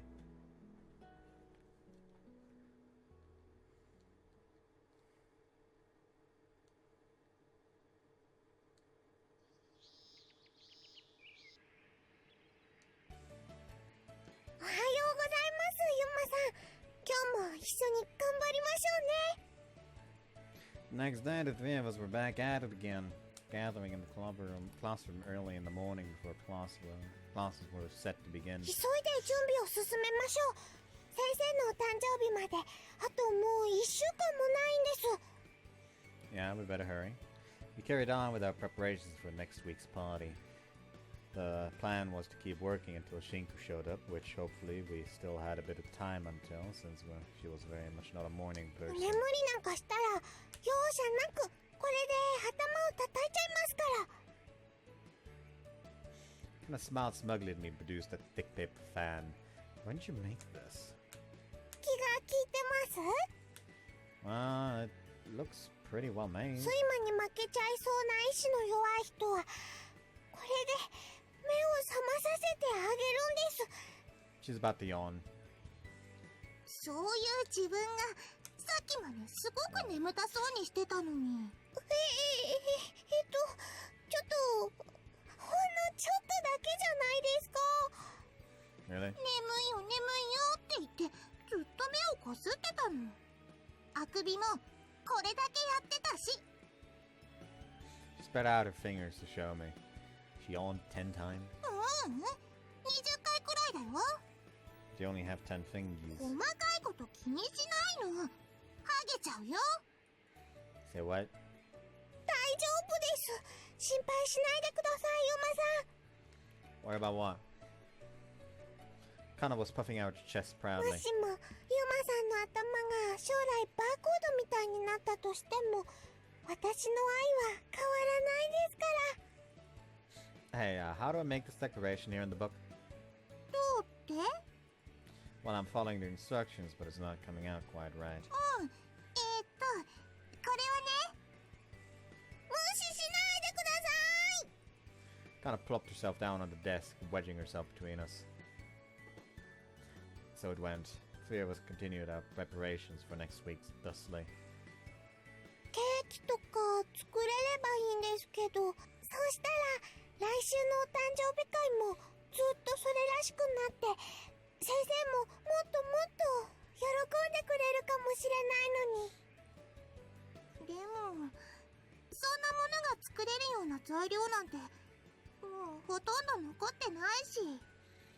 A thought that occurred to me. Question. なんでしょうか？ How have you guys been getting food? どういうことですか？食べ物はあるのかって話？ I nodded, saying こ yes. の学校に非常食がたくさんあったんです。地震とかそういった何かが起きた時のために缶詰とかビスケットとか、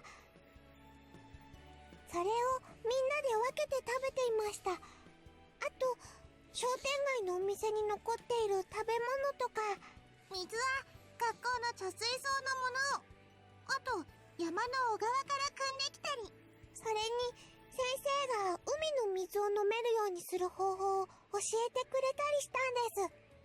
Ah, okay. 近所のお家で飼われている鶏さんが毎朝卵を産んでくれるので、それも美味しくいただいています。 Right, I said, ready to return to my そういうユ work. ウマさんはここに来るまではどうしていたんですか？ Me, I was... ユウマさん、 What's wrong? She asked me out of concern, but I merely shook my head. I wasn't doing anything. 何も。 Really? そうですか。大変だったんですね。 Seems they didn't interpreted my answer the wrong way. They were both looking at me with pity in their eyes, though I don't feel a need to correct them on anything, so I left the matter as it is. やっぱり飾り付けだけじゃ物足りない感じがしますね。 Connor's face crumpled into a downright doubtful frown around 40 minutes into our activities. 30, not 40. 何か食べるものくらいは用意したいけど。 Oh, I know. Why don't we do a little fishing お in the 魚 sea? を？ Yeah. And we can have them for the party. Though, to be honest, I was very doubtful if Shinku would be happy with anything other than pancakes and coffee. Other way, though, I knew that she would appreciate the sentiment それ behind じゃあ it. 今日は帰りに3人でお魚釣りですか？ That sounds like fun. 釣り道具は？ I remember seeing a tackle store in town. Maybe there are some there. そろそろ先生がやってくる時間です。片付けないと。そのお話はまた後で。 We hurriedly put our decorations and materials away. Soon later, the door slid open. みんな席につけよう。 Shinku looked sleepy. 後から防波堤のところに集まりましょう。 Got it. We whispered our plans. なんだ内緒話か？ Let me in on this, Shinku ダメ。 continued. 先生はダメだよ。これは私たちだけの秘密のお話なんです。なんだよ私だけ仲間外れか？もうちょっとしたらわかるから。もうちょっと？ Connor nodded. Mio let out a small giggle. I tilted my head to one side. もう少ししたら全部わかるよ。なんだかよくわからないけど、まあいいか。もう少ししたらわかるって言うんだから、 Wait, did そ this れを also 楽 work? しみにしておくよ。 Without further ado, classes started for the day. I did find it odd. If the world was ending, why were we still studying? Another thing to note. From what I've seen from my 2 days in class thus far, Shinku's curriculum was wildly inconsistent.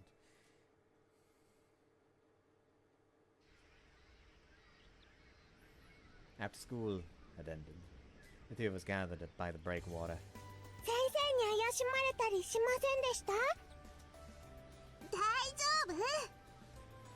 We should be fine. でも秘密なんてなんだかちょっと先生に悪いような気がする。だからこそ来週の誕生会は大成功させないといけないですよね。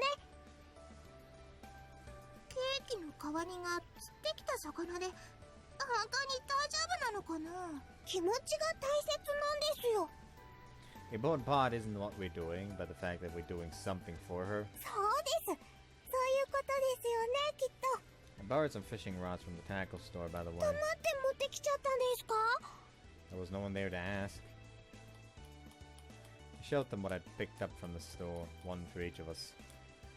すごい。 What? 釣りやったことがあるの？こんなに簡単に準備できるなんて。 I just read about it in a book. 本ですか。 There was a book on ocean fishing in the store. I read the basics of what we need to do from that as I finished getting everything ready.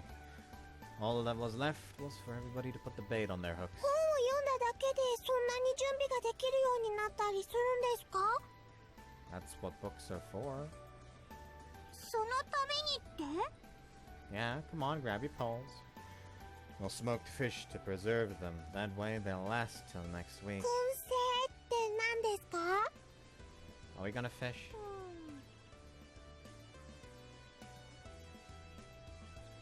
Hmm. They each grab the poles. They're looking quite confused.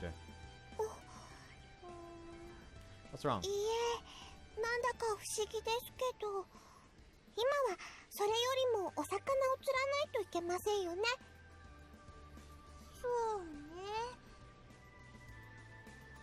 頑張ってショートケーキよりも美味しいお魚を釣りましょう。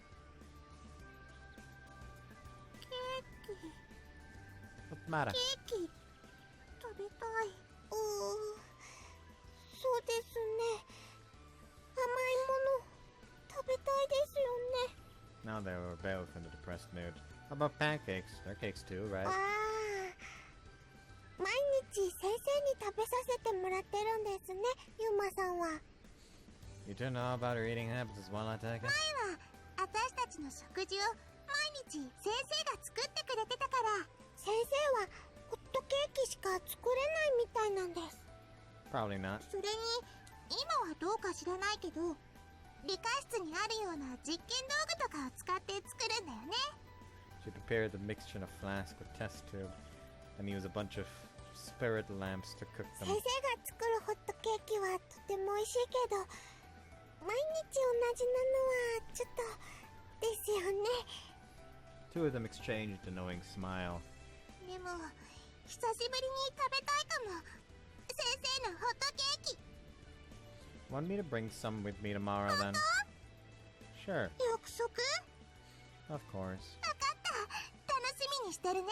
それじゃそろそろ釣りを始めましょうか。 Okay, go ahead and try putting the worms on the hooks わ yourselves. かりました。誰が一番大きなお魚を釣るか勝負したりします？ All of a sudden, Miu's eyes started to water. What's wrong? これお魚の餌 Yeah? ちぎるのかわいそうだよ。 Kind of stared at her in confusion, and her hands were chopped up worm bits. なんで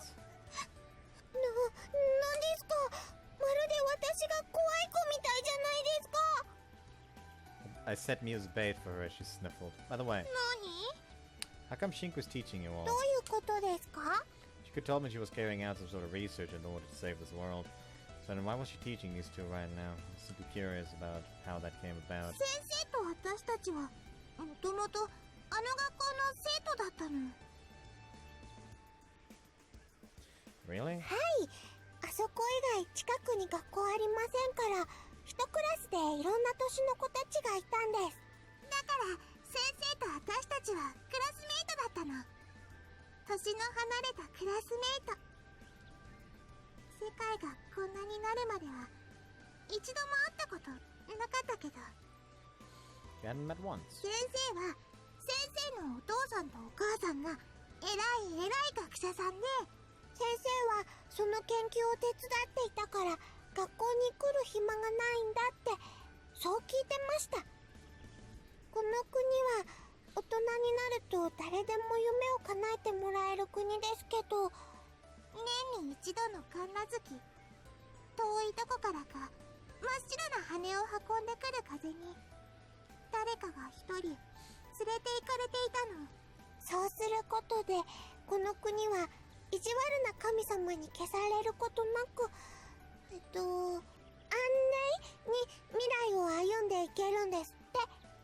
Kana's clumsiness when speaking about this made me think she was recounting something she'd heard somewhere. そういった全部をなくすために先生のお父さんとお母さんは神様の研究をしていたみたいです。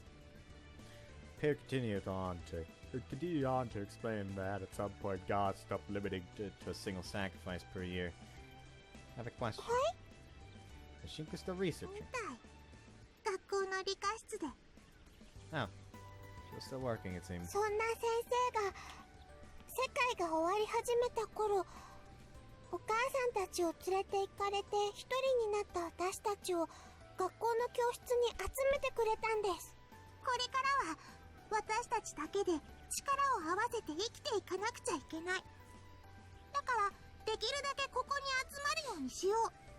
私たち初めは教室に集まって、最初は30人くらい子供たちがいたんですけれど、それがだんだんやることもなくなってきて、寂しくなって泣いちゃう子が増えてきて、そんな時私が先生になるからって先生が言ったんです。そしてみんなで勉強しようって。それが始まりです。 Oh. Probably did that to distract those kids from the pressing situation at hand.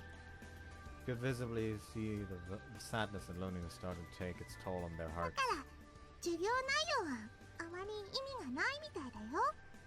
誰かが知りたいことを先生にリクエストして、それに先生が答えて教えてくれてるの。 If classes go on, then the kids have a reason to come to the classroom. そうですね。だってもう私たちには学校で先生と勉強するくらいしか他にすることありませんし。Chu smiled awkwardly. So there's no end goal to all these classes, and that's why the topics seem so random. 最初に説明しなくてごめんなさい。 No, it's fine. Cast my fishing rod out into the ocean and mostly satisfied with what I've learned. Let's just fish for now. そうです。大漁を目指しましょう。 Thus began our day of fishing, preparation for next week's party. やりました。 What kind of had caught サメ was... です。小さいけどサメが釣れちゃいました。ねえ、サメって食べれるの？どうやって料理するの？ There might be a book we could read to find out. At any rate, I thought it might be nice if we could catch some a little less terrifying for next week's party.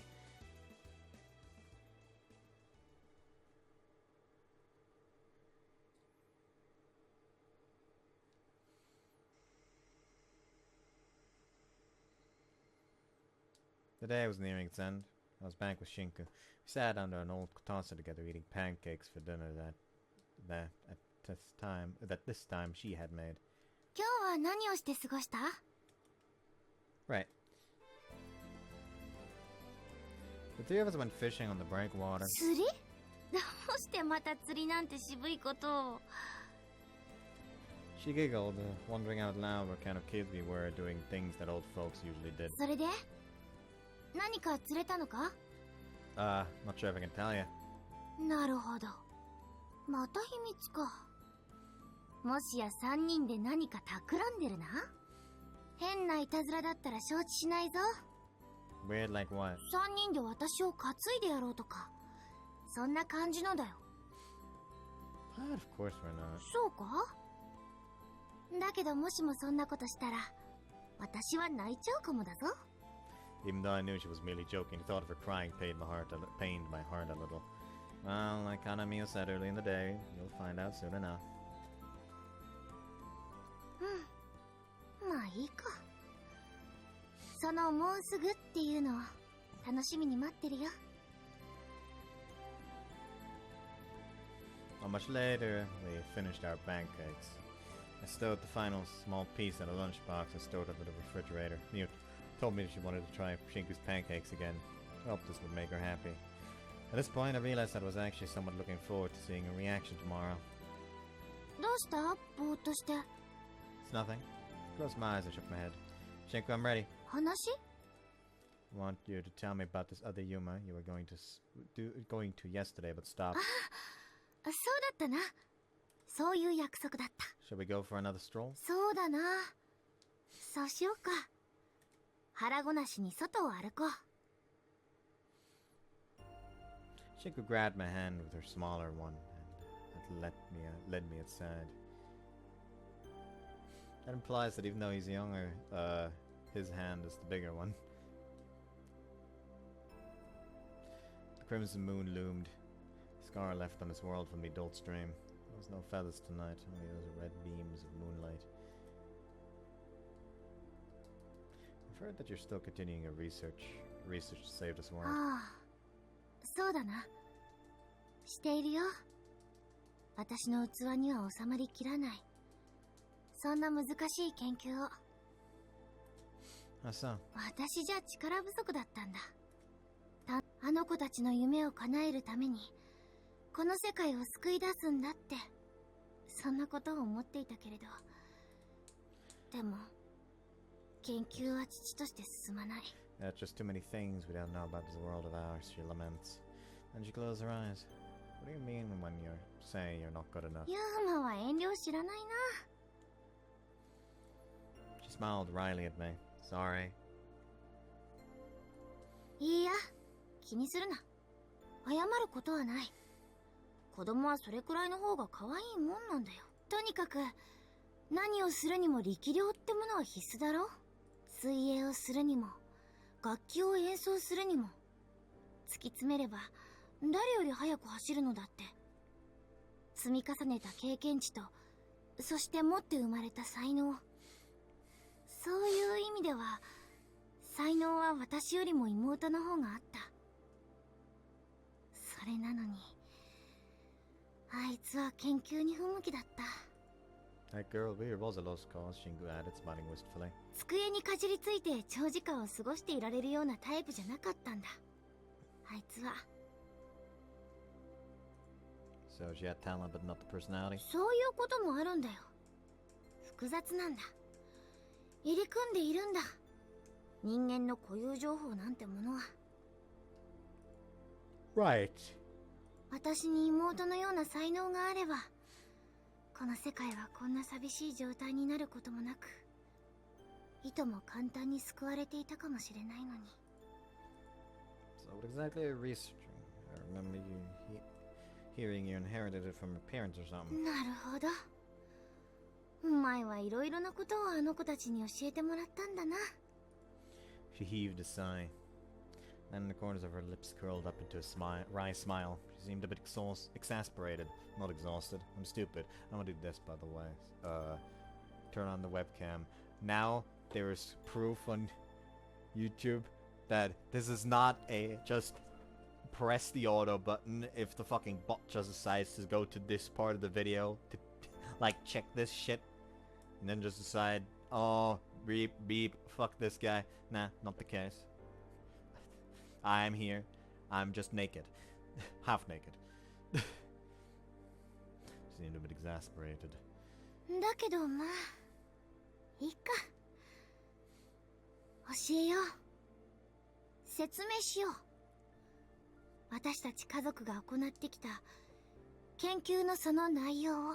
とは言っても今さら世界中に散らばっていた基本情報以上に新しく教えられる事実はないんだけどな。 Common knowledge was important information still, especially to me, and I was very curious. The phrase common knowledge meant nothing to someone like me who was wholly unfamiliar with this world. My mind was a blank slate. Though to be precise, I did have memories to a certain degree. Anyhow, it was complicated. Human eccentricities were a messy thing.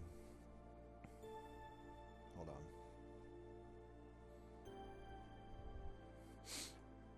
That was, if Shinku was to be believed. In the human world, perhaps my own complexities weren't so unnatural. 簡単にだけど順を追って話そう。その研究内容も若干ではあるけれど、お前じゃないユーマの話にもつながっているとも言えるから。この町には山の上に風車がたくさん並んでいるだろ。あれは私の両親が作ったものだ。そう。私の両親は父親が神学者、母親が物理学者という二人だった。そのどちらもがとても優秀で、この世界に年に一度訪れる最果てからの風の原因を突き止めて、その現象をなくしてほしいと国から依頼されていたんだ。They joined forces with a number of other scientists who had been enlisted by the government began researching, she said. いくつも研究チームを発足されたそのうちの一つでしかなかったけれど、それでも一番結果を上げているチームだったと思うよ。そこで一番最初に作ったのがあの風車だ。 So they're not just normal wind turbines. I asked by not knowing what normal wind turbines were supposed to be like. My mind was full of doubts and confusion. However, they did seem special somehow. I vaguely felt so, as I was listening to Shinku's story. 風車は最果てからの風に反応して回るようにできている。あの風がやってくる前のわずかな気流の変化を察知して。 So the turbines can detect that. そう。たくさん設置されている風車のどれか一つが回り始めると、それが合図だ。You know? 風車が回り始めると、早くて3日のうちには最果てからの風がやってくる。 Bringing the white feathers along with it so it can whisk away alive. Shinku あ nodded. れはさながら天気予報みたいなものなんだよ。あの風車が回り始めると、この国の人間は眠らなくなる。 They don't 風車 sleep. の回転が止まるまで。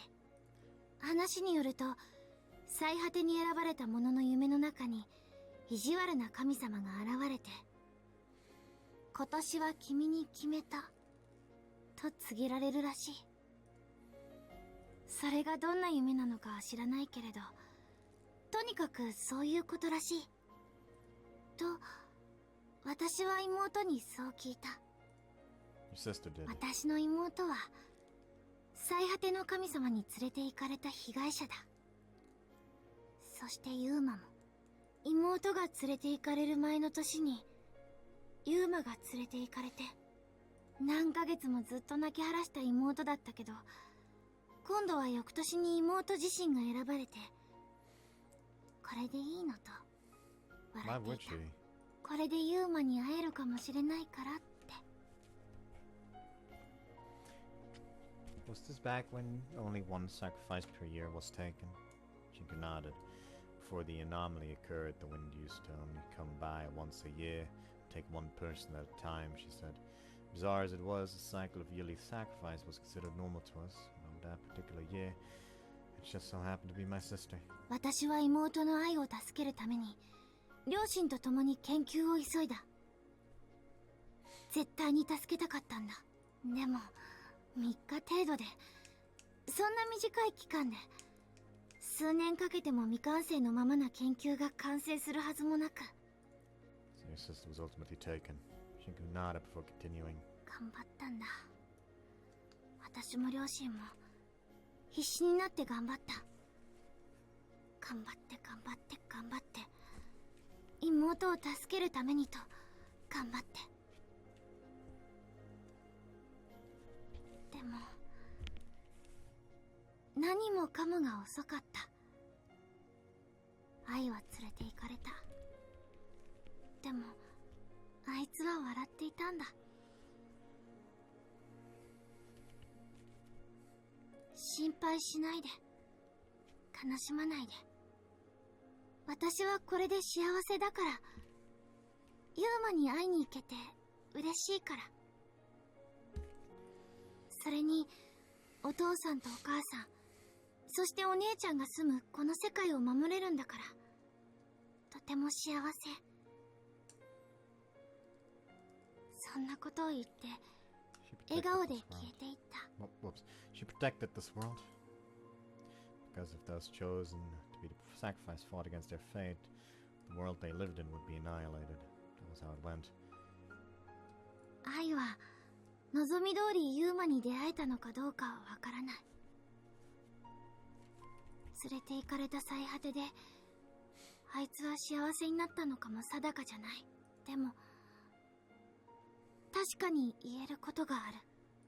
愛が連れて行かれてからしばらくは山の風車は回らなくなった。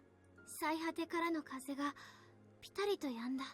この世界の人々は喜んだよ。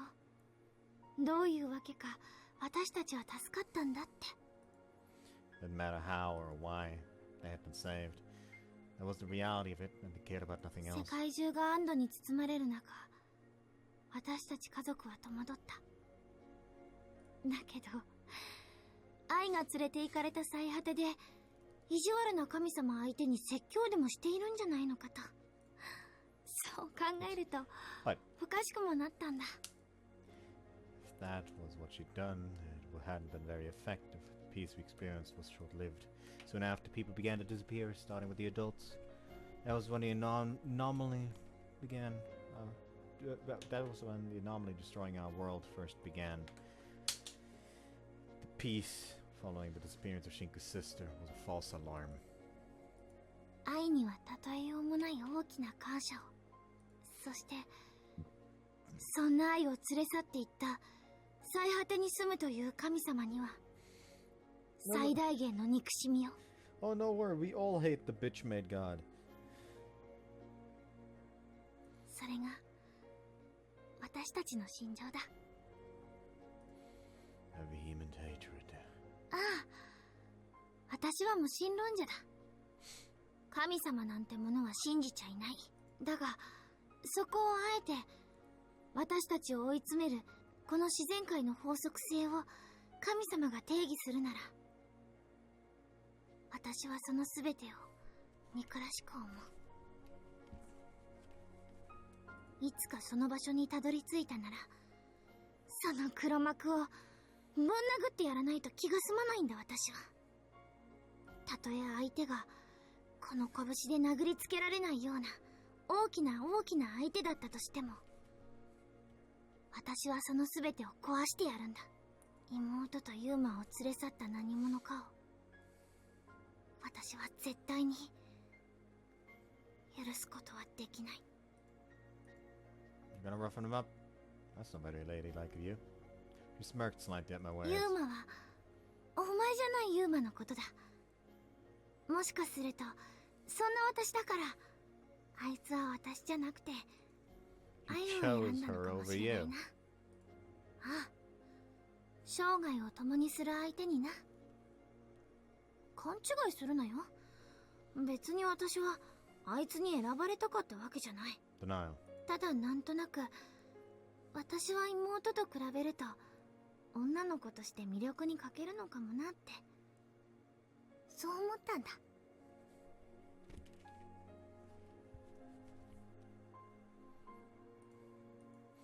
Yuma. Kanoa Yuma.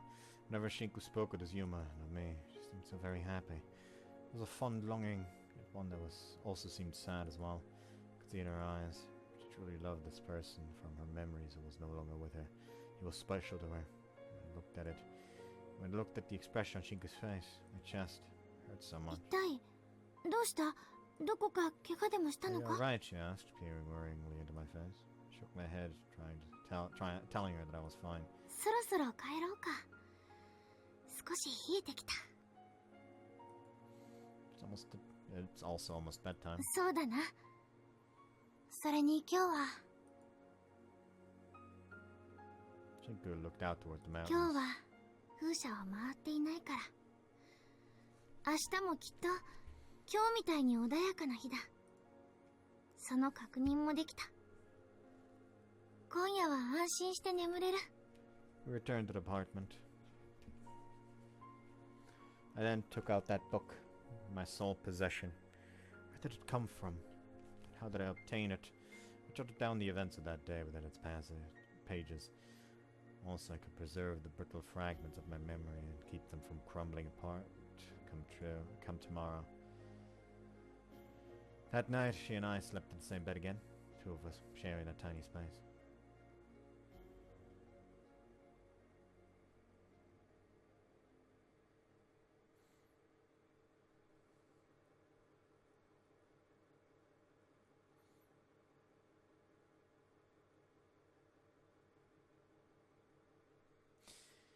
I am going to go ahead and save here and continue it tomorrow. Hope you guys enjoyed this one. See you next time.